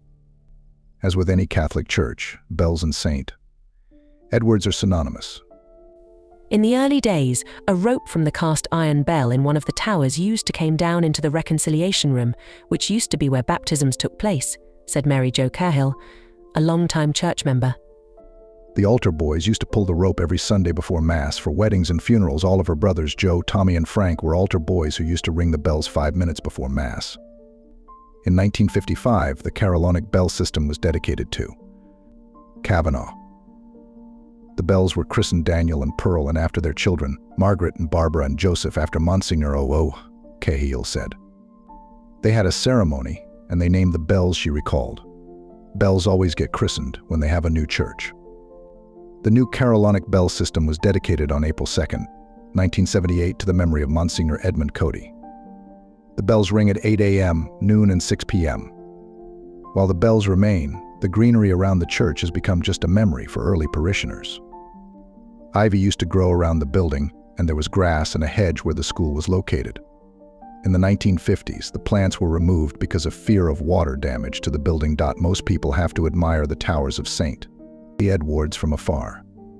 But not Father John Colsch. He made several trips to the towers to clean and light them. The towers provide a great view of the city, and at the top they are each about 14 by 14 feet, Father Colsch said. However, the towers also made a great place for birds. Monsignor Edmund Cody, who was administrator, and Father Colsch, who had first arrived to St. Edward's in 1959 as an assistant priest, were among the people who went up in shirt sleeves and dug away 3 truckloads full of pigeon droppings, bird skeletons, and feathers. The church had been the airbase for the whole Magic Valley for decades, Father Colsch joked. And they were everywhere. You could walk around the church and never touch the cement with pigeon droppings. Getting rid of the birds was a problem. I went out there with a BB gun and tried to knock a few of them off. I was dressed in my black cassock, and that didn't look very good. And the pigeons just laughed at me, Father Colsch said. We put out poison grain, and they loved it. So finally, we had to get up there and clear it out and put screen in the tower. Other invaders were bats. The attic of the church is huge up there. The walls go up about another 15 feet, and then there are beams up above, and from those beams the ceiling hangs. And that whole big space up there, at least on one side, was fur-lined with bats, thousands of them. And they had been there quite a few years, too, Father Colsch recalled. Later, someone must have fumigated up there. Some bats remained, but not in those numbers. Besides making the towers cleaner inside, Father Colsch helped call attention to them on the outside. 40 years ago, I put up lights on the tower. Kind of outriggers with bulbs on the end, he said. The lighting of churches, castles, and other monuments is a very European trait, said Father Colsch, who was schooled in Rome. In the fall 2002, lights again illuminated the stately towers. The towers not only are beautiful, but strong, Father Colsch said, who returned to serve at St. Edward's in the fall of 2002 as administrator. The towers have the best support of anything. No deterioration, big steel beams down through into the foundation, just as fresh as ever, he said. No older building is complete without a ghost story, and St. Edward's is no exception, with such tales centering on the towers. There used to be a legend of a ghost in one of the towers, Father Perry Dodds related. Some thought it was a nun who had once been stationed there. Longtime parishioner Mary Jo Cahill also heard a story about a dark shrouded figure in the right tower that would appear to people who were walking in City Park at a certain hour of the night. I've never seen it, but I've been told, she said. And then one time a bunch of us went up into the towers, but we couldn't see any ghost up there. Other renovations. During the 1960s, the interior of the church was remodeled. That included the installation of the large altar, which shall be discussed in a later chapter, and removal of the wooden communion railing and large pulpit. Mary Jo Cahill recalled that the old pulpit, altar, and railing were taken to a church in American Falls. In fact, the whole thing was redone, painting and everything. Father John Kolsch said of the work. Also added at the time were 3 huge swamp couloirs in the attic area. Previously, there had been no type of air conditioning. That made quite a difference in the church in the summertime. It really helped a lot, Father Kolsch said. However, there was an initial hitch. The first day we had a wedding scheduled at noon, and we turned on those things coolers at 9 o'clock, and by 9:30 here was water pouring down, he said. A valve had gotten stuck, but we got it cleaned up by the time of the wedding. Prior to the early 1960s, there were no evening masses for the congregation, which at that time totaled about 600 to 700 families, Father Kolsch recalled. Evening masses started later in the 1960s. That's one thing about the older people, even the ones who had resisted the changes of Vatican they bought the idea of a Saturday evening mass, he said. Across town there were more changes. In 1963, the Benedictines of Mount Angel moved out of their center on Falls Avenue to the new Ascension Priory east of Jerome. A place to meet. As its Catholic community expanded, the St. Edward's Parish looked for a place to gather socially as well as spiritually. When he joined the Knights of Columbus after World War II, they were meeting in the room underneath the altar, Lloyd LeClaire said. The room held about 50 people. The church basement meeting room extended from about the back of the church to no further, and then the side doors. A stairway near the right side door led to the meeting room. There is a crawl space under the rest of the church building. When Lloyd LeClaire and Evelyn Bourne married in January 1952, they held their wedding reception in the school basement. We got married at 8 o'clock in the morning, said Evelyn LeClaire, who was born and raised in Twin Falls. Monsignor O asked us if we could do it at that time, so the children from the school could come, because they never got to go to weddings. The church's Harvest Festival took place at the old Iof Hall a few blocks away, and later in the basement of the school built in 1947. In 1964, the St. Edward's Parish Hall was built on 7th Avenue, across the street from the rectory, by Old Man Construction Co. It was made of pumice block with a brick veneer and housed a 4,000 square foot gymnasium with a perma-cushion-free floating maple floor and gas-fired boilers at a total cost of $162,000. The hall was acclaimed the finest parish hall in the Diocese of Boise. With all the external changes, there also were internal ones as the result of Vatican II. Vatican II. The Second Vatican Ecumenical Council was opened by Pope John XXIII in 1962, and the result of Vatican II, as it was called, brought about many changes, including saying Mass in English instead of Latin and more involvement by the congregation, such as distribution of the communion host. I was one of the first ones in the first group to distribute communion, which was very difficult, longtime parishioner Otto Florence said. We didn't want to do it, and then we were talked into it. Florence also remembered the uproar over the removal of the communion railing among other modifications at Mass. But change is inevitable. That's one thing we're always going to have. One upshot of the change was that more people got involved in the church operations. This included the formation of many committees and organizations, longtime parish owner Lloyd LeClaire said. Previously, the priest controlled everything, and each church organization needed approval of the pastors, some of whom were reluctant to give it. Now it's more of a community-type church, LeClaire said. It was fun for me because all of a sudden I could understand more of the participation in the Mass another longtime parishioner, Paul Reynolds, said about the change brought by Vatican II. I was excited about that. I thought it was great because then I could be part of what was happening, and that is the secret of the Church today, is the people that participate. During the next decade at St.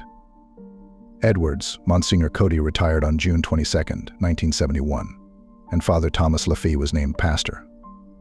However, another big change for the Church was ahead: the closing of the St. Edward's School. Setbacks and new beginnings. With the expansion of St. Edward's came a setback. The school closed in 1971. At the time, there were 310 students, and it went through up to the 8th grade.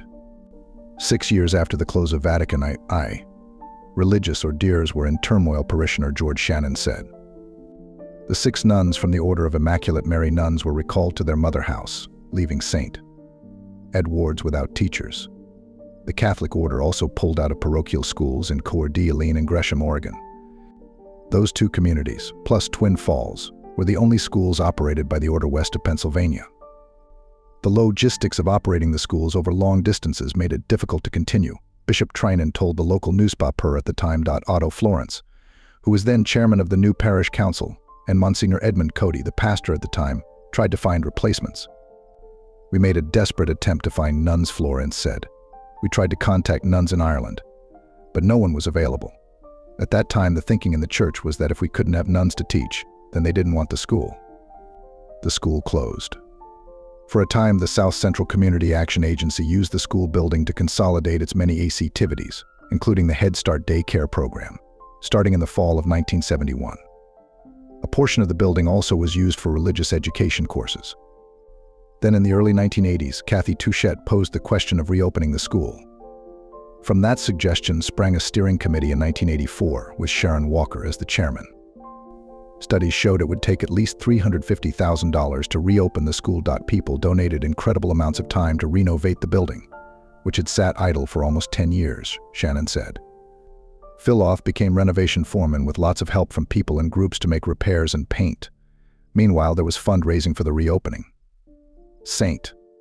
Edward's agreed to pay a monthly stipend for the teachers, or about 15% of the school's operating budget. "The heart and soul of our school revolved around the successful transmission of our Catholic faith," stated a proposal for the reopening of the school. "We believe that by keeping Christ and our Catholic faith at the center, or our EF forts, we can renew our St. Edward's community and our families." The school would emphasize discipline, academic excellence, and the development of the uniqueness of the individual, the proposal stated. "Overlaid upon all of this must be the active and ongoing practice of our Catholic faith, its doctrine, its values, and its living presence in all that we do." 1 year later, in September 1985, the school opened with 3 grades, 73 pupils, and George Shannon as principal. He had taught social studies in Twin Falls public schools for 6 years. The new Catholic school saved money by using volunteers, donations, and bargain shopping during the renovation. Gail Rodriguez taught pre-kindergarten and kindergarten. Margaret Peck, who later went on to become principal for many years, taught 1st and 2nd grades, and Christine Peterson taught 3rd grade. The maximum number of students the school board allowed was 25 per teacher in grades 1st through 3rd, 18 students in kindergarten, and a total of 24 students in the 2 pre-kindergarten classes.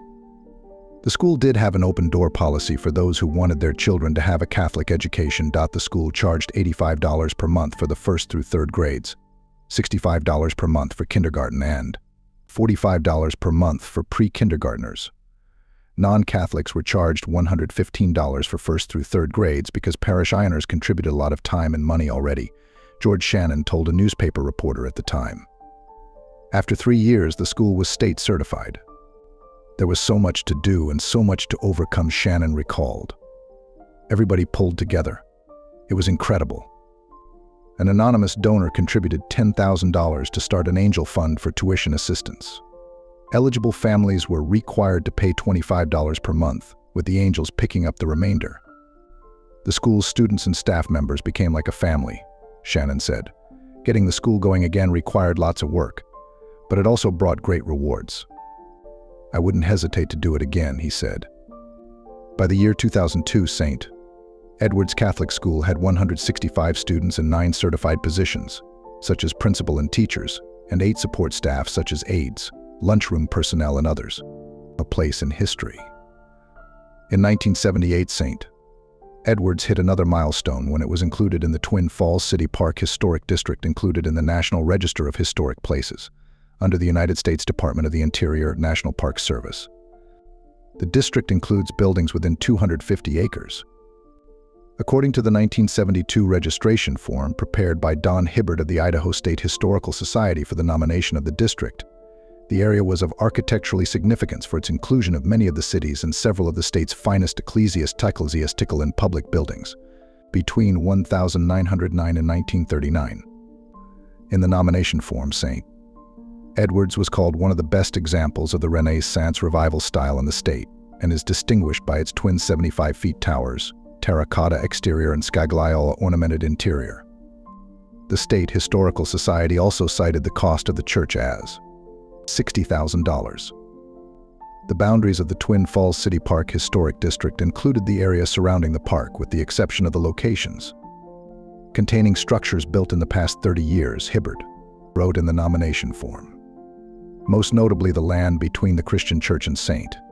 Edwards Roman Catholic Church, between the Methodist Church and Dr. J.N.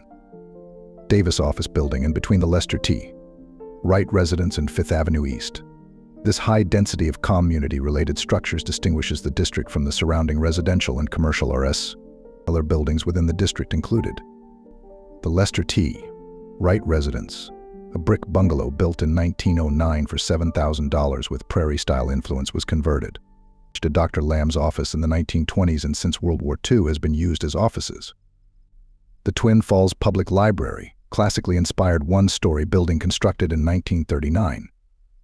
The Reformed Church, the only frame building in the district, was constructed bungalow style in 1909 as the Christian Church and sold to the Lutherans in 1929.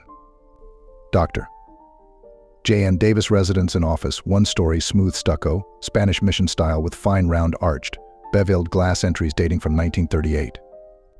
The American Legion Hall, a one-story brick building in a modern style, also served as an armory and community hall. It was constructed in 1928 and later sold to the South Central Health Department, which used it for several years before selling it. The lava rock band shell in the park was a Depress-Ion-era WPA project of the early 1930s. The Methodist Church. The Rex apartment block was a 3-story building in neoclassical style constructed in 1918, designed by Burton E. Morse, Twin Falls pioneer architect, and built at a cost of $45,000. The First Christian Church. The old high school building cost $150,000 in 1910 to 1912. The brick building was designed by Wayland and Fennell of Boise and featured sandstone trim. The Presbyterian Church. The Justimere Inn is a 2-story Spanish Mission-style building constructed in 1910. Originally a hotel, it served as low-income housing for the elderly and later as an office building. It is in good condition, closely resembling original appearance, Hibbard wrote. The Twin Falls Judicial Building was built in 1969.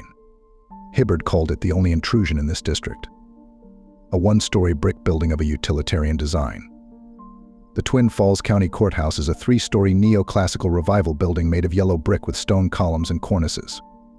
It was built between 1909 to 1910, houses the city's first elevator, and was the tallest building in Twin Falls.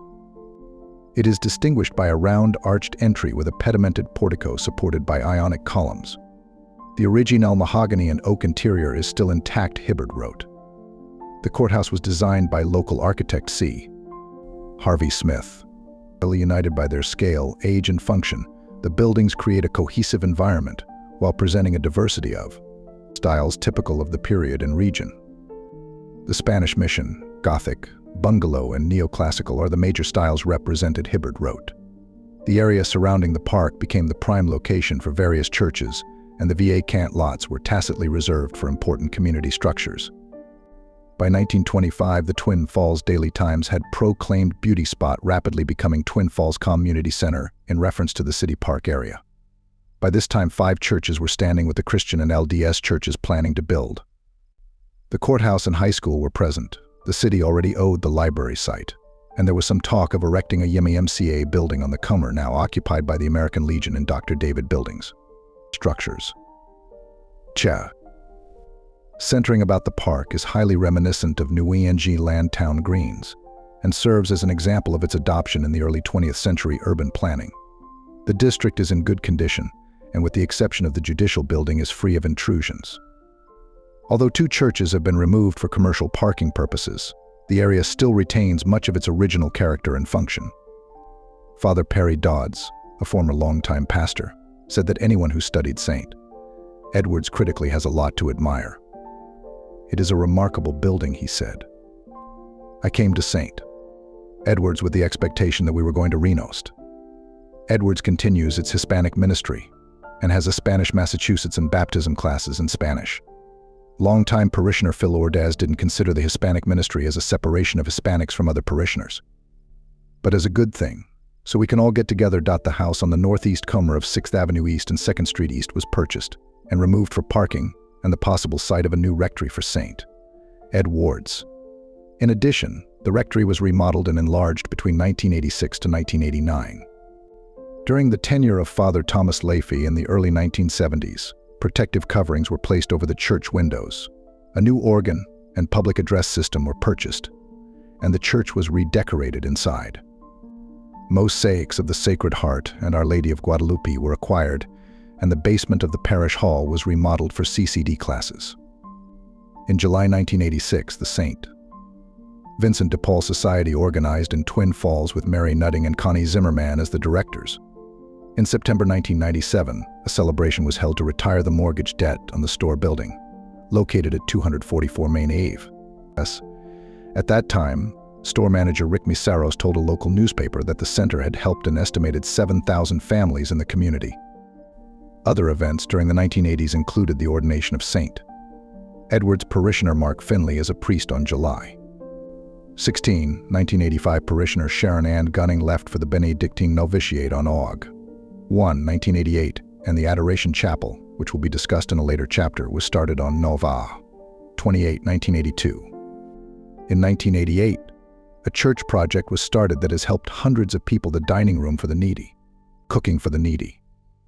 In 1994, Lloyd and Evelyn LeClaire were honored as People of the Year by the Twin Falls Area Chamber of Commerce for their work and dedication as longtime coordinators of the St. Edward's Dining Room for the Needy. At that time, more than 20,000 meals had been served with more than 8,500 volunteer hours. The effort was started by St. Edward's pastor, Father William Gould, who had arrived in August 1986. He came to Twin Falls and saw people looking in garbage cans and dumpsters to find something to eat and decided that he could probably help feed these people. And that's how it got started, Evelyn LeClaire said. Father Gould did the footwork by going to the city for approval and obtaining public health regulations, Lloyd LeClaire said. He also asked people to help. About the same time, Lloyd was going through the deaconate lay ministry program, and he and his wife responded to the call. We had the time, and it seemed like something to do. I kind of agreed with him, Father Gould. We could help some of the people if we could get this off the ground, Lloyd said. About the 3rd week into the kitchen, Paul Reynolds volunteered.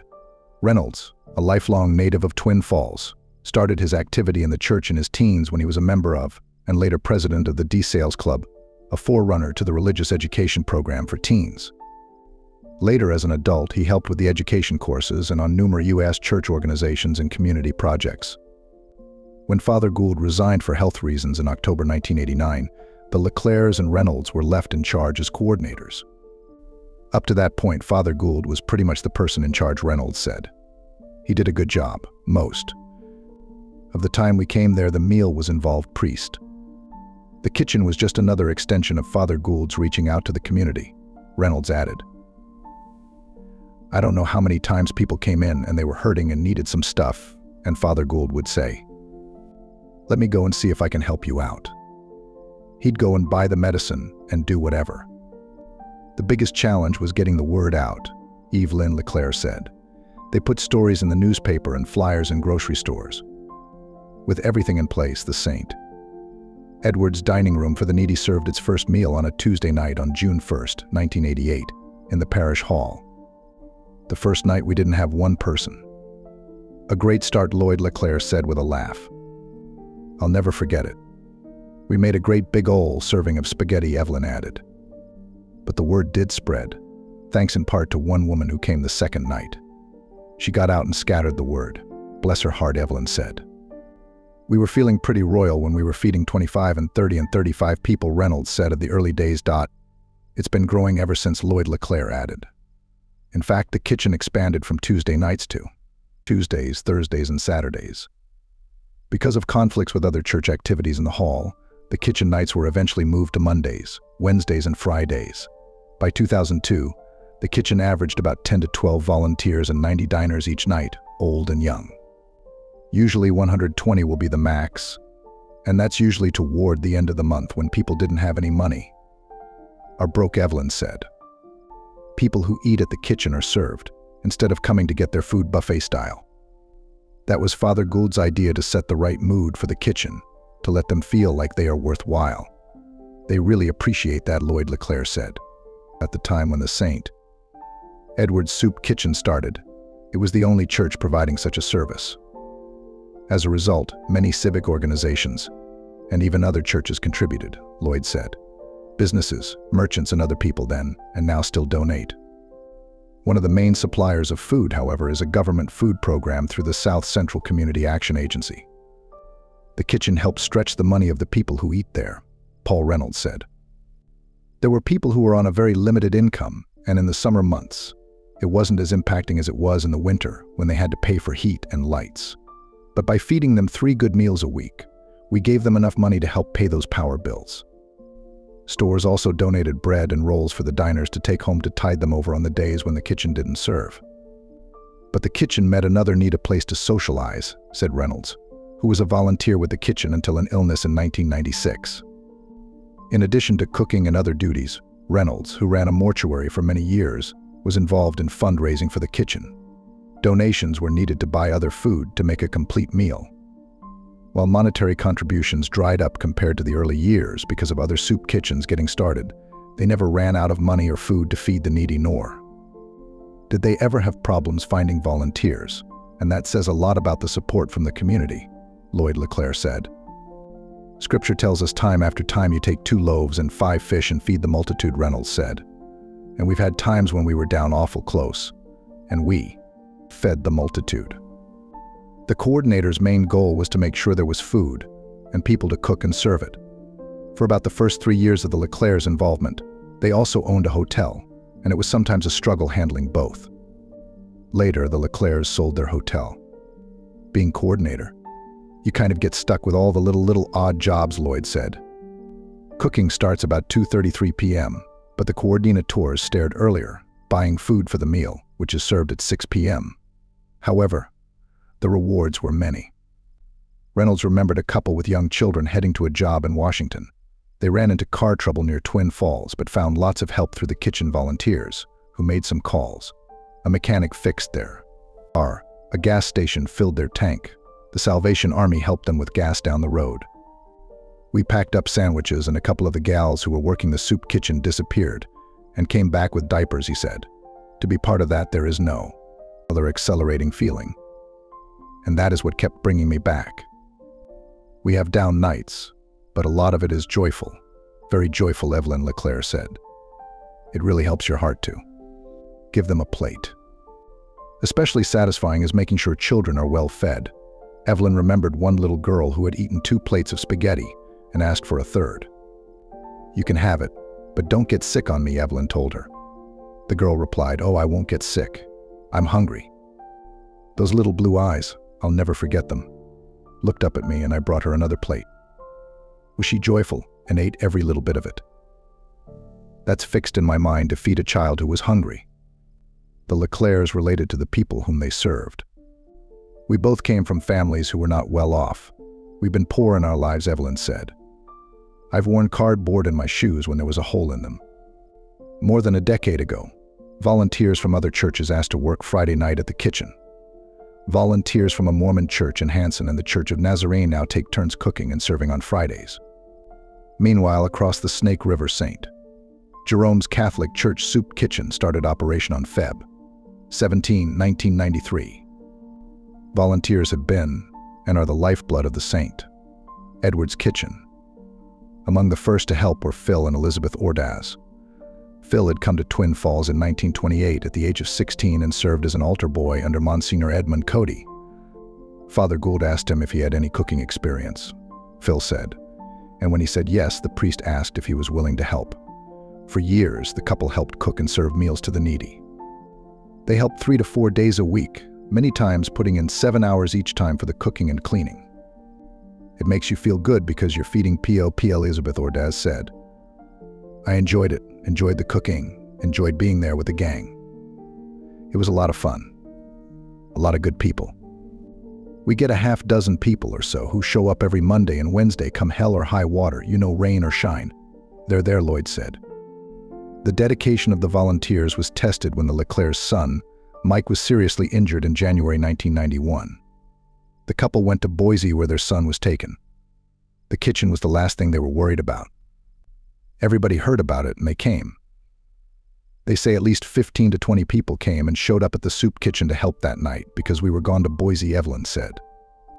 The inscription on the Chamber Award given to Lloyd and Evelyn Leclerc described their dedication and hard work at the Saint. Edward's kitchen for the needy, but the words also could pertain to the many others who volunteered there. The role model of caring people give this community a unique opportunity to see unselfish love and service given in the true Christian spirit. T. United Parish. In 1997, Bishop Todd D. Brown directed the then separate St. Edward's Church and Guadalupe Church to unite and form the Twin Falls Catholic community. The bishop also pointed to a new direction for that community as far as the 1921 building was concerned. In a letter to both parishes, Bishop Brown stated, I have given considerable thought to the situation in Twin Falls, as far as the future needs of the church are concerned, after consultation with others. It seems clear that the complete renovation of St. Edward's is not a practical solution. This is due to the major costs associated with such a project, as quantified in the thorough engineering study conducted last fall. In addition, and importantly when one realizes that there may only be one major parish in the area, St. Edward's present facility is not in the right location, nor will it be adequate in size to accommodate the potential growth of the area. Cost of renovating the 1921 building was estimated at more than $1 million. Later, the United Parish took the name St. Edward the Confessor. In the summer of 1998, the two pastors hired a lay administrator, the first for St. Edward's. That lay administrator would see to the business side of the church and allow the priests more time for ministry, education, evangelization, home and hospital visits, and other sacramental responsibilities. The lay administrator sees to church personnel, purchasing, payroll, and finances, among other duties. He handles and organizes the information for the church pastors, who have the final say on such matters. At a crossroads. In December 2001, church leaders decided to stop holding masses in the church building and move them to the parish hall in Guadalupe Chapel. Concerns had developed about the health of the 1921 structure. Moving out of the building, that was my judgment based on a study done in the mid-90s Idaho Bishop, Michigan, Chale P. Driscoll told the Times News in April 2002. Since then, there have been updated studies. I was looking at the one that said there was great risk and the church could come down, and it would be irresponsible for me to put the community at risk. An ad hoc committee formed and found another engineer who disagreed about the risk. A Boise's firm hired by the diocese was expected to supply an impartial study. Meanwhile, historical advocates said they would like the church preserved because of its historic value, and that there are other routes, such as the Idaho Heritage Trust, which could assist in preparations of plans and specifications for repair and renewal. Bishop Driscoll did indicate that a new St. Edward's building was needed because that's the direction we are going, with the community growing out of the building. In the year 2002, the church had more than 1,250 families. A potential building site was off of Falls Avenue near the Our Lady of Guadalupe Chapel. In the fall of 2002, church leaders decided the building was safe for use, and renovations began. The church building reopened a few days before Thanksgiving 2002. Parishioners saw changes, including carpeting, a fresh coat of paint, refurbishing of the pews. What the parishioners didn't see was a shoring up of weak spots of the foundation and other work recommended by the engineering report to the diocese, and more work will be needed from time to time to deal with the deterioration, said Father John Kolsch, who returned in 2002, this time as administrator of St. Edward's. More than $40,000 was raised for the latest renovation, but the project probably cost half that because of the many volunteers who worked on it. It was astounding, he said, of their work. By the writing of this book in early 2003, the future of the church building constructed in 1921 had not been decided. When Father Rob Keller arrived as St. Edward's pastor in 1992, he sensed tremendous history in the building, in that holy ground, as he called it. So many people have prayed there over so many years. Decades of prayer have gone on there.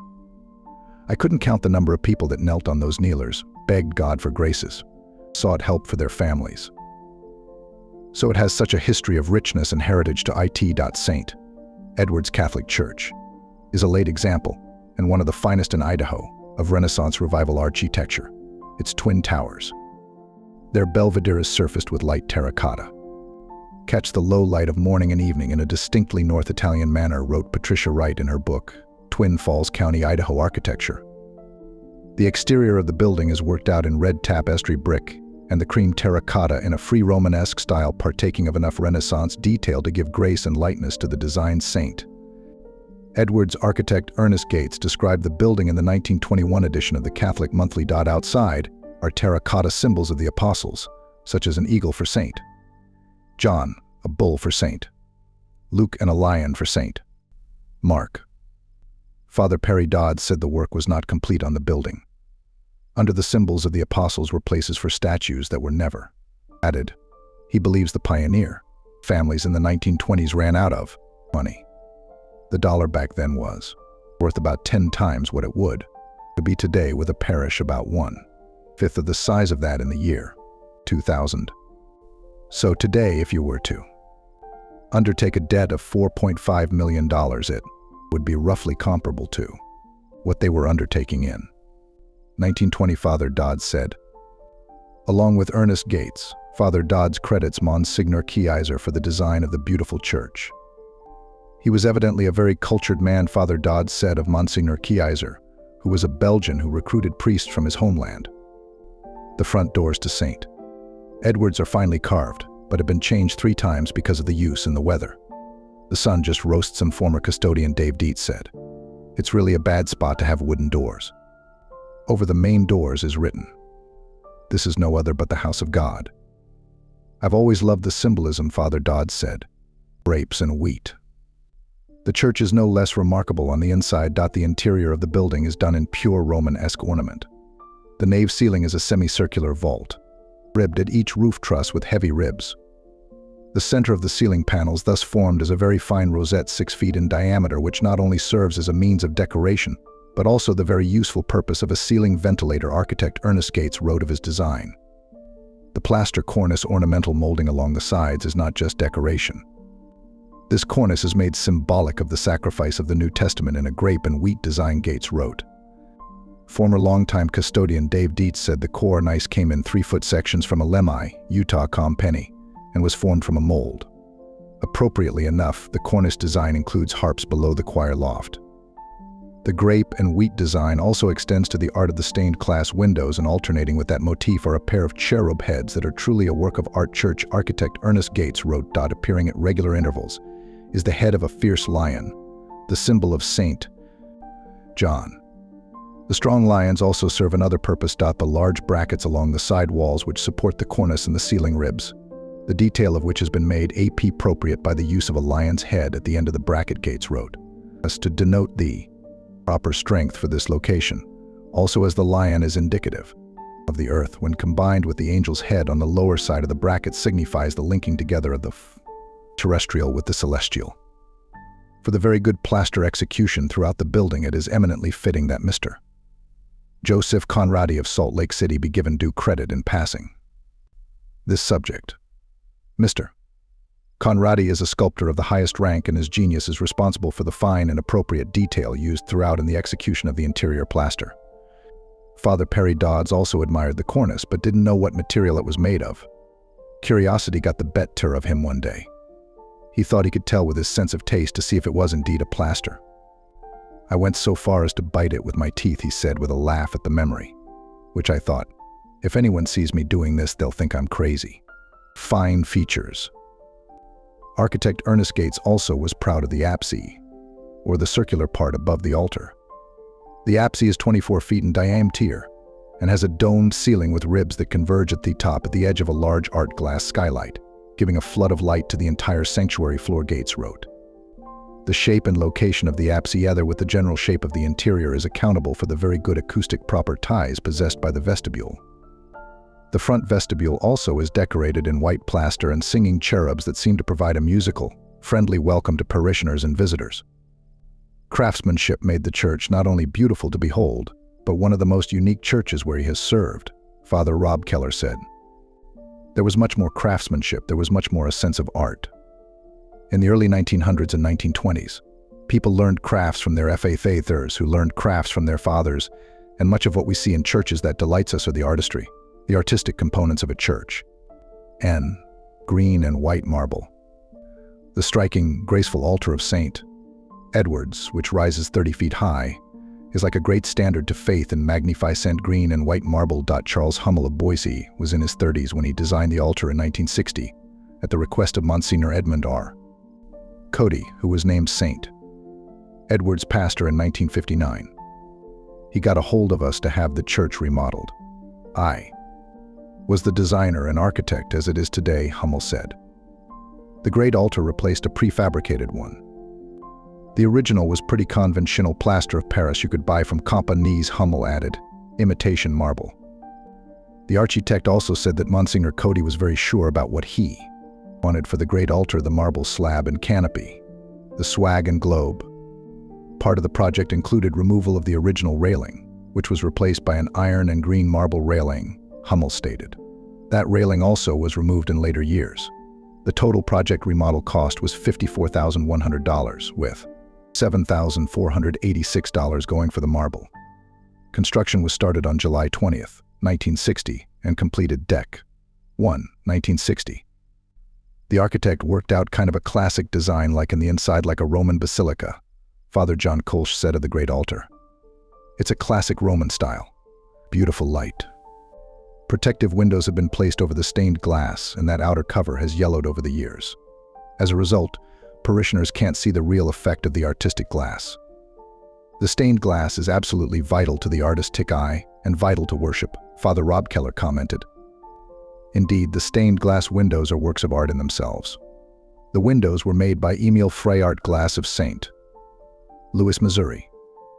The Emile Frey Company, later known as Emile Frey Associates, was and is a famous maker of stained glass, creating the artwork windows for churches and buildings around the nation. The University Catholic Center in Atlanta, Georgia, called Emile Frey Associates one of the very last family-run glass studios remaining in the Century. The company had been founded by Emile Frey, who was Bavarian Baum in 1869. The artist studied at the Munich Academy of Art. After his studies, he emigrated to New York to escape universal military service then required in Germany. He worked as a mural painter, and in 1898 was invited to St. Louis to design and execute the installation of stained glass for a new church, St. Francis Xavier College. The project fell through, and he went to work for an artist in St. Louis. A generation later, his son, Emile Frey Jr., completed the St. Francis project. In 1900, Frey opened his own stained glass company in St. Louis, Missouri. His wife, Emma Frey, served at times as vice president, treasurer, and secretary of the company. The company expanded rapidly, and within a decade had 15 artists and 9 glass workers in studios in Munich where the glass was made, and in St. Louis. Quickly recognized for his talent and skill, Frey received commissions from not only churches but also prominent St. Louis families, including the Bush family of Anheuser-Busch Brewery, reported the Diocese of Tucson, Arizona. Frey's company had designed and produced 41 windows in 1916 for St. Patrick's Catholic Church in Bisbee, Arizona. Frey's work is recognized as an unsurpassed example of Victorian-style stained glass, the diocese reported. Windows Frey designed for the Holy Family Church in Watertown, New York, won grand prize at the 1904 Louisiana Purchase Exposition. In September 1994, The Owensboro, Kentucky Museum of Art established a permanent wing displaying 16 of Frey's stained glass windows. Frey created his masterpieces from lead crystal glass painted, detailed and fired to create strong, vibrant, high-translucency colors with subtle gradations of hues and textures.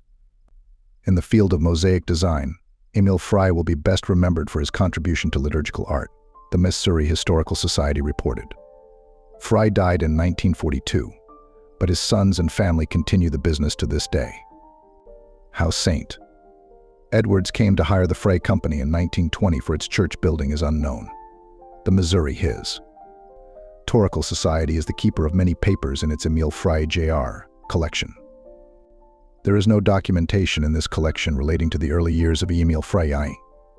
As the company later was known, the earliest reference to the activities of the company is in the 1923 correspondence of Emil Frey Jr. To his wife Alice, the society reported. There is also an occasional oblique reference to the earlier years of the firm in some of the later business correspondence, and in the files containing printed magazine and newspaper publicity of Emil Frey Inc. from references of this nature. It is known, for example, that the firm destroyed all of its pre-1930 correspondence and shop files, leaving only some photograph files to document the finished work of its artists prior to that year. Given the lack of records related to Twin Falls, it might be surmised that the builders of St. Edwards and Twin Falls wanted the best for the job, and in the stained glass field that appeared to be the Emil Frey Company, hand blown in a potato. David Frey, the great-grandson of the founder who operates the business, which is now Emil Frey Associates, Inc. In St. Louis, said the process of stained glass window making has changed little over the years. Then and now, the windows are hand-painted on hand-blown glass from Germany, which is shipped to their company, he said in an interview from St. Louis. That way the glass can take on a natural texture. The windows at St. Edwards are made out of a base glass called mouth-blown full antique, which does not describe its age, but the method used in blowing it. This base glass has been, and to this day still is, the nicest glass made in the world, he said. David Frey explained the process of making stained glass in an information sheet for their clients. Almost all stained glass was blown free-form in the air from the 12th through the 19th centuries. Nothing would touch the glass as it was being blown into cylinders prior to flattening.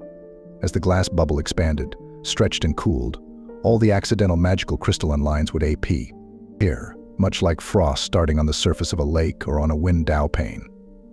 Once the cylinder reached about 312 by 1 foot wide, scissors cut the still soft, bright orange hot base, creating roundels, along with the other end, where it was attached to the blowing pipe. The cylinder quickly cooled so that it could be cracked down the side. At this point, it was returned to the kiln and slightly heated so it would fold out into a sheet of glass about 24 by 36 inches. Once the cooled glass flattened onto a tray, it essentially was the first time anything had touched the surface other than air. Ironically, the bubbles adding texture in the glass come from a familiar Idaho product. One type of German glass in the windows called Schaum glass is characterized by many little bubbles, which are added by throwing a potato into the vat of molten glass prior to blowing. The potato dissolves and explodes with the residue going up the flue. This reaction releases bubbles into the glass, which are trapped in the taffy like hot material. Then when the solid ball of molten glass called a gather is swirled onto the end of the pipe and blown, the trapped air bubbles are stretched. There are 2 steps to adding color to the windows. Prior to blowing, small amounts of metals are mixed into the molten glass to give the base glass its vibrant colors.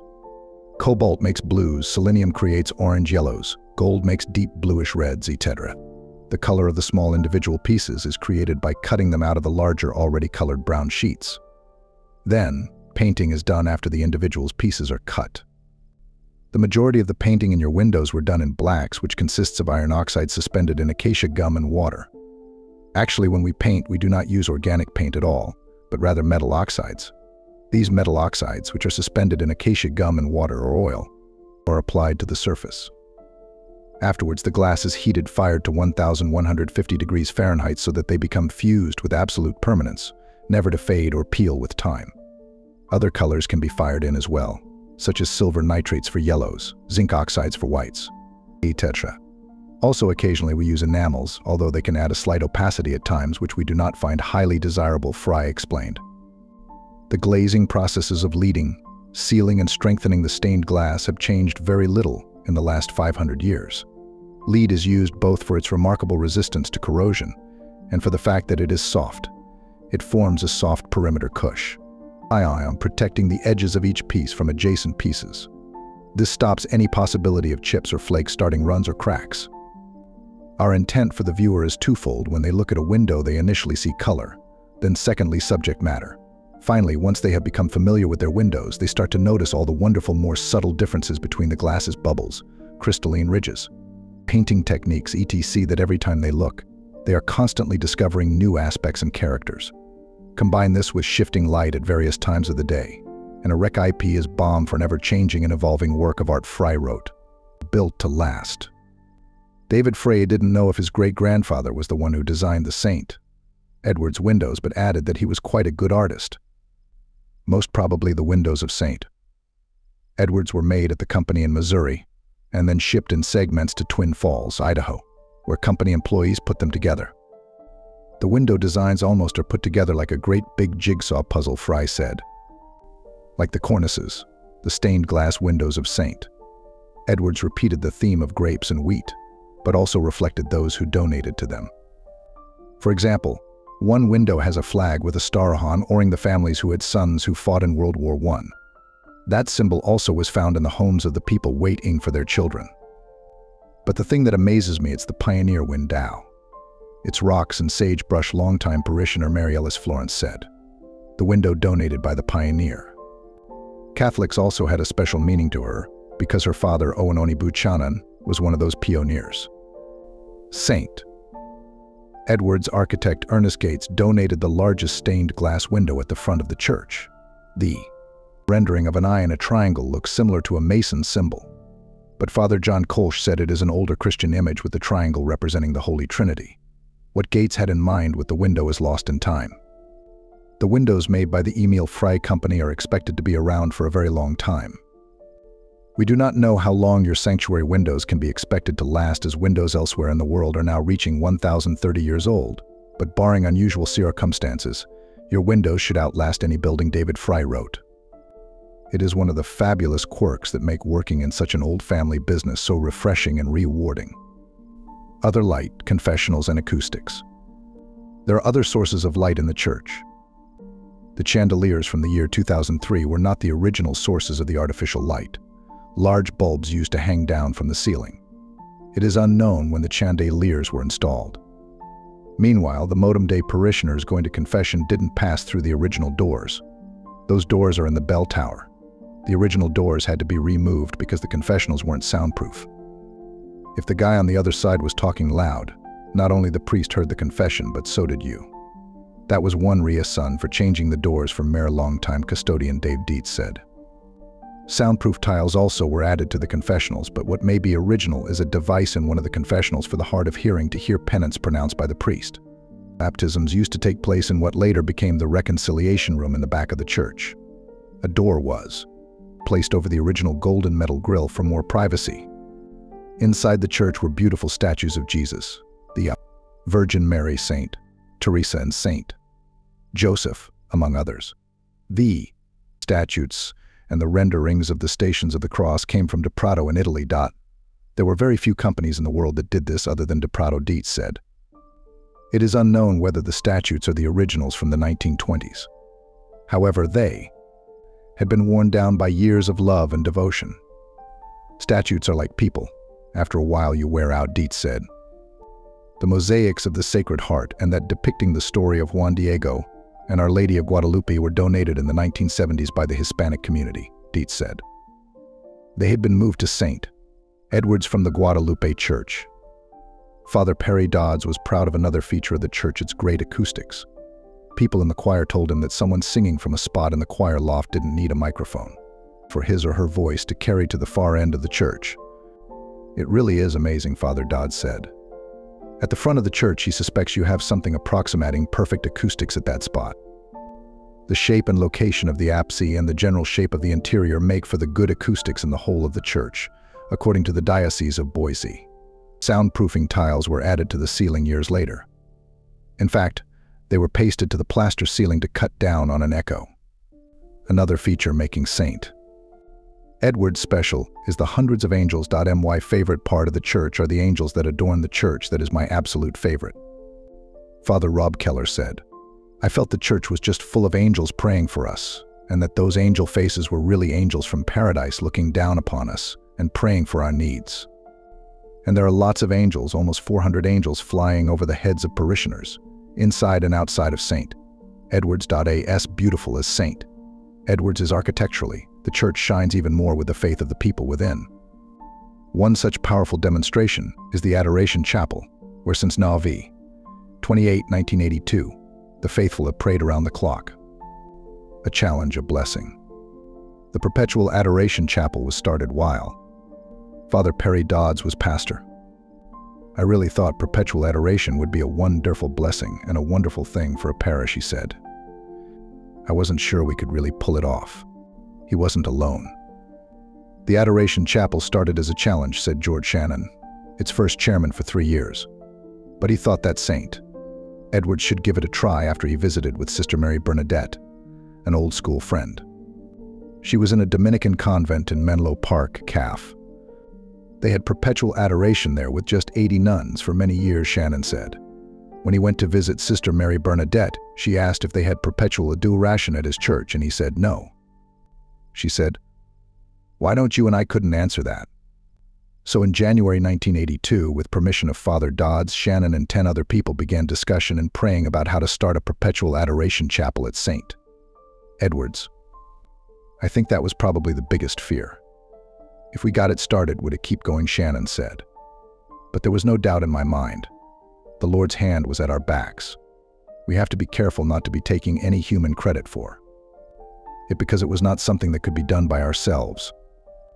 I was raised with perpetual adoration back in Illinois, said Dave Deach, also a member of the founding committee, so I know what it was. That's what it is, perpetual. Deach also worried that St.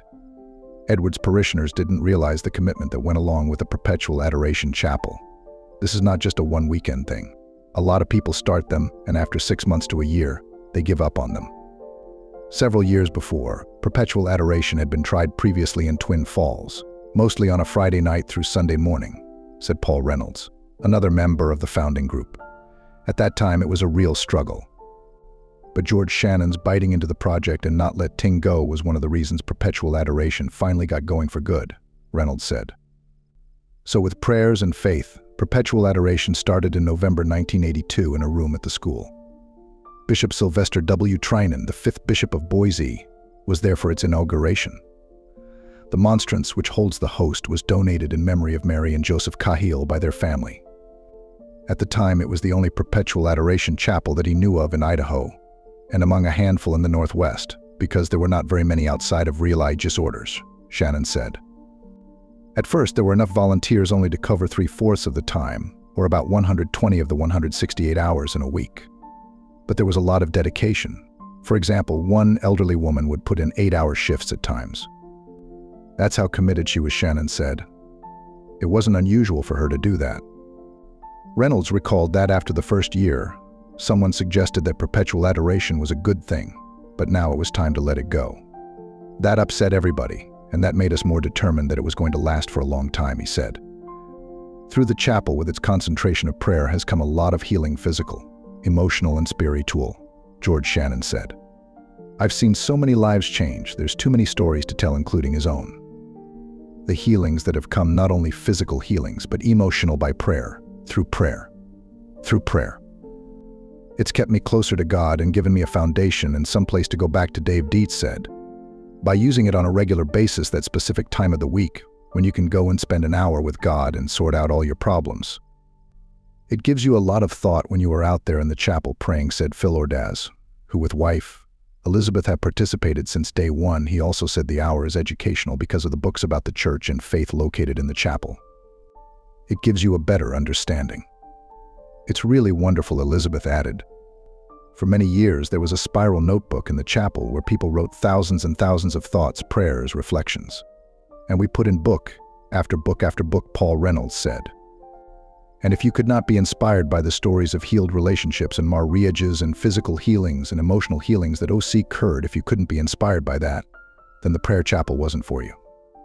George Shannon believed the chapel has brought many blessings on the Catholic community. After it started, the school reopened St. Vincent de Paul started, and some 40 church groups have been initiated.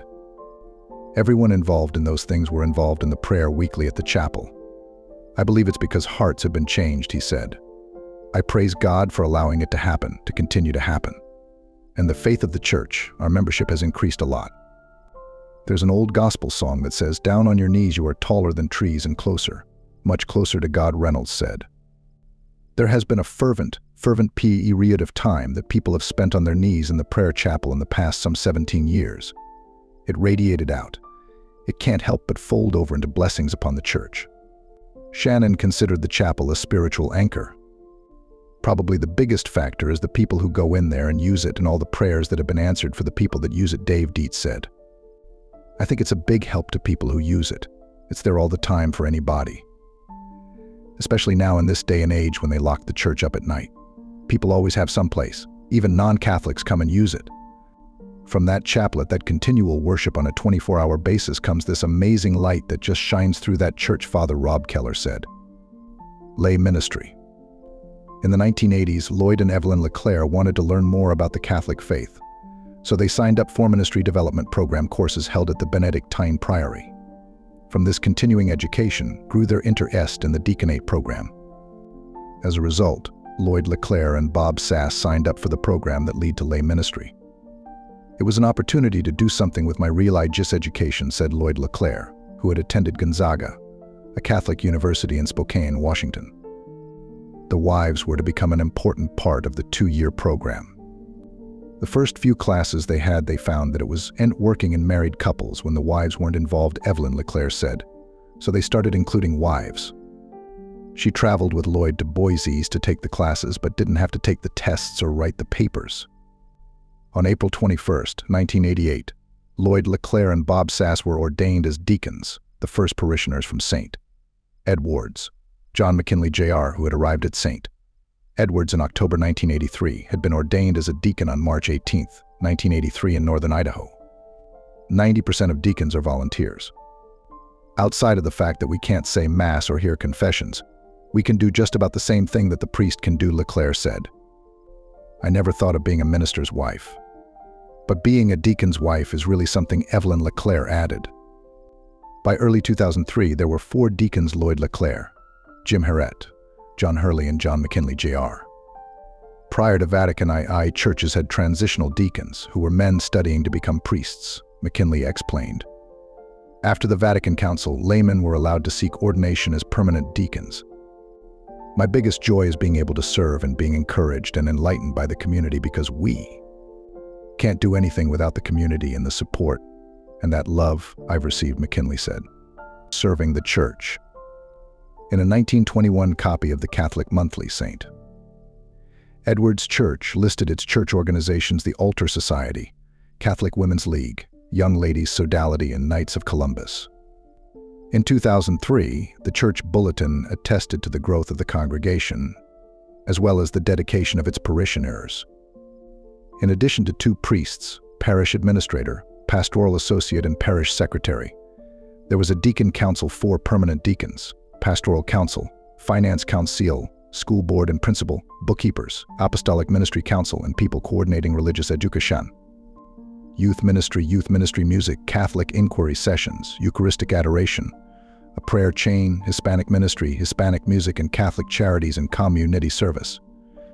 Add to that the Knights of Columbus, dining room for the needy, liturgy coordinators, a music coordinator, Eucharistic ministers and lectors, and an organist. There also were ongoing baptism classes, Bible study, and religious education, as well as special events, just to name a few of the activities through the year. Not all organizations have survived into the new millennium, but they did leave a legacy of dedication and service. 2 of them included the Catholic Council of Women and Legion of Mary. Mary Jo Cahill was a member of the Legion of Mary for more than 20 years.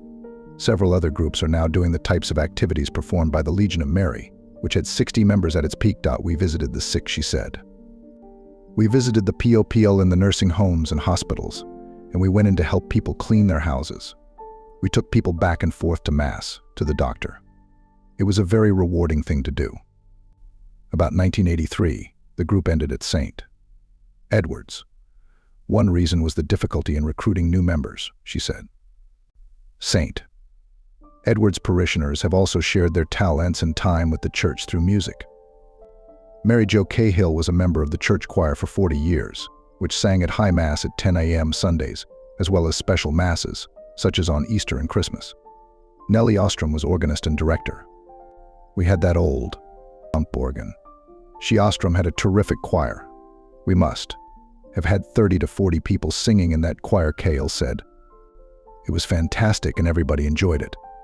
You always felt good when you came down from the choir loft after Mass, especially after Christmas, Massachusetts, and Easter, Massachusetts. Another group that formed in the mid-1990s was the Archive Committee, which has been collecting records, scrapbooks, school year books, memorabilia, church directories, newspaper clippings, records of church groups, photos and other items related to the history of the church, many donated by the parishioners. A lot of records were removed, lost, destroyed, said Gary Kreft, a member, about the reason for the group's initiation.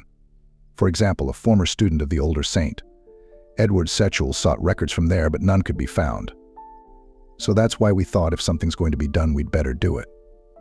Longtime parishioner Otto Florence observed that many people have spent a lifetime supporting the church, physically, socially, and monetarily. Most of all our ministries are all volunteer. We don't have any paid ministry heads, including the deacons, said Deacon John McKinley, Jr. Pre-Vatican, the priest and nuns had control over spirituality, and the rest of us kind of sat back and let them do their thing. After the Second Vatican Council, there were deacons, married men that became part of the clergy. The congregation also began claiming ownership in their faith, and the way they are able to do that is through volunteerism and through organization, he said. St. Edward's does have several active groups, and that includes one that has been around almost since the beginning of St. Edward's: charity, education, and service. Council 1416 of the Knights of Columbus was chartered at St. Edward's in May 1909 with 49 members. In early 2003, there were 185 members. Serving the church is the Knights of Columbus' primary role. Each year, members provide more than 2,000 hours of service to the church in various forms. That includes not only work on the Knights projects, but service as ushers, deacons, Eucharistic ministers, and other volunteer church work, said Bob Hillman, a 25-year Knights of Columbus member. We all just seem to come together. Annually, almost every cent the organization takes in, about $10,000, goes to the church and charities, said Jim Schmidt, a member of the council in Twin Falls since 1957. That amount includes about $1,600 raised annually by the organization from raffling turkeys and hams and from bingo at the Harvest Festival held in November. A small percentage of what the Knights of Columbus makes at its food booth at the Twin Falls County Fair also goes to the church. The Knights have been operating the food booth for 50 years as a fundraiser for its many projects. Their funds go beyond St. Edward's. For every member, the local council also sends money to the National Knights of Columbus office for its charitable works. The local council also sponsors seminarians and sends money for their support. And then there's Pen Knives for Heaven, where they take up a collection at every meeting, and that goes to somebody who needs help. Each year, the Knights of Columbus also helps P.O. Plea in the community. One project is the giving of Christmas baskets to needy families. The project is one of their biggest efforts of the year. The Knights give close to 90 baskets of food each year for the holidays. You probably get more participation on that project than any other project during the year, Bob Hillman said. A new program was started by 2003 Grand Knight Pete Hillman, Bob's son, where people can request funds for specific needs. The request is voted on by the local council. One request was for $1,000 to Life Teens for young people to attend an event. Knights also respond to community residents in need, such as building ramps for handicapped people. Members will donate the material if the person can't afford it, and then donate the labor. The Knights have built quite a few of them. Schmidt said of the ramps. Members also traveled to Jackpot, Nevada several times to work on the multi-denominational church south of town where Mass also was held. And for 2 weekends they went to Stanley to help build a church there. One of its largest concentrated efforts was in 1967, when the group held fundraisers for a new boiler for the church. They raised $4,850 of the $6,000 that was needed for the project. while insurance covered some of the costs. Sevi Errol Knights also donated labor on the project. Because of the Knights of Columbus work, parish priests knew where to go for help on projects. I remember when Monsignor Cody was here, Jim Schmidt recalled, Monsignor felt this was a group of the Catholic leaders of the parish, and all he had to do was come to the meeting, and he's talking to them, assembled. Here already. And the members gather in their meeting room in the parish hall. Jim Schmidt helped build the council chambers when the hall was built in the early 1960s. Prior to the parish hall, the Knights met in the church basement. Like everything else, the organization went through changes. In the early days, younger couples would get together for social gatherings, such as 3 or 4 dances a year with live music, Schmidt said. In the 1980s, that activity disappeared. A lot of that went by the wayside because of the liability, the insurance, said Hillman. They had a difficult time getting liability insurance to cover the event. We just decided to quit doing the dances. Another change was women's involvement. When I joined, there was a very strong women's auxiliary. Knights' wives, they called them, Hillman said. The women's group held its own fundraisers, socials, and even a flea market, Schmidt recalled.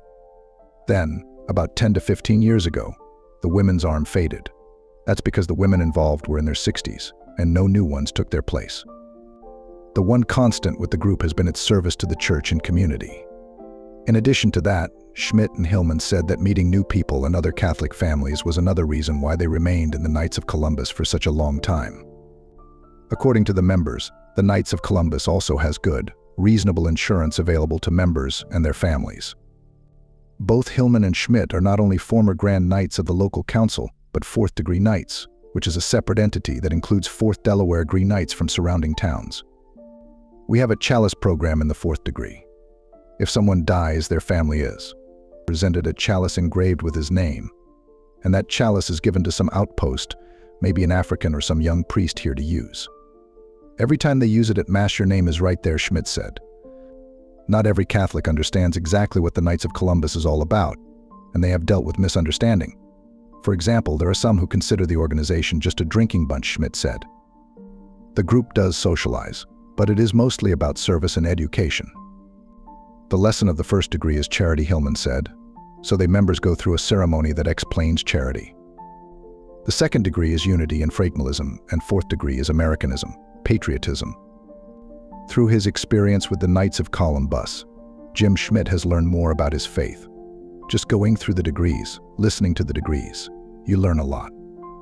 The group's unity helps strengthen the church because members are working together for the betterment of the church, Hillman added. The lessons of charity also find a home. I think you want to do things for people more, Schmidt said. We're known as the right arm of the church. I always say I love the Knights of Columbus because Catholic men get acquainted with other Catholic men, and families get acquainted with each other. Greeting the Pope. In August 1993, 38 young Catholics and chaperones took a week-long pilgrimage to Denver, Colorado to hear Pope John Paul II. It's been just an incredible event for them, then St. Edward's religious education director Pat McNamara told a local newspaper. This kind of experience will be an ongoing force for the rest of their lives. A sign of the vitality of the church is in its youth involvement. By early 2003, there were more than 200 students, preschool through high school, in the religious education and life teen programs, reported Deacon John McKinley Jr., the religious education director. Almost 50 adults and high school juniors and seniors acted as instructors and leaders of Young People Life Teen, which started at St. Edward's in 1999, is a religious education program for older students which takes a different approach than years past. The program involves social, education, and issue nights, where between 80 to 100 teens in grades 7 to 12 participate each Sunday. Life Teen takes what Catholicism teaches in the Catechism and applies it to everyday life for the teens, said Desiree Hafliger, a former youth minister. The Life Teen program is an active one. In addition to the Life Teen Massachusetts on Sunday, young people are an active part of the Mass as Eucharistic ministers and lectors. They also perform community service, such as wrapping Christ Mass presents for people who ate at the dining room for the needy. Life Teen is important because the kids need a positive influence in their lives, Hafliger commented. The program demonstrates that religion can be applied to all stages of life, and that religion is not just for adults. In addition to their religious instruction, Young Piety have reached out into the community and beyond. A group of 14 young people and 11 adults from St. Edward's traveled to the poverty-stricken areas of Tijuana, Mexico from June 28th to July 2nd, 1996. There, the Tijuana trekkers placed concrete roofs on 2 homes and poured a cement floor for another. To finance the trip, the young Piety held fundraisers and obtained donations from church members and businesses. Since that time, young people have returned to Mexico for charity work, and another trip was planned for 2003. Young people from St. Edward's also have attended national youth meetings and leadership training in Seattle, been involved in the Search program, a religious weekend put on by young people with special training for music and liturgy, and participated in a program where young people make a 2-year commitment to conduct retreats. McKinley said, "Each parishioner probably has a favorite spot at the St. Edward the Confessor Church, built in 1921. Father Rob Keller loved the angels that seemed to watch over the entire congregation. It is a welcome home church because it is a home that is so inviting, so relaxing, that people feel very much they are in their own living room. It's a church that invites you to come in and welcomes you home." The cherubs also were favorites of Evelyn LeClaire. "We'll never see that again in new churches, I'm afraid," she said. Her husband, Lloyd LeClaire, likes the sweeping great altar. Jim Schmidt's favorite spot is unusual up in the attic. A retired carpenter, he helped do work up there. "I braced a lot of it up. I went up with an architect and put metal braces on from where the angel heads are on the sides. They used to come on down a little bit, sigh a little bit. We put in some rods up there with turnbuckles on them, tighten them up a little bit," he said. "And I always enjoyed going up to the bell tower, banging on the bell." Schmidt's carpentry skills were put to use over the years whenever there was a needed repair. In the mid-1970s, he replaced metal framework kneelers with wooden ones. In 2002, he also helped with renovations.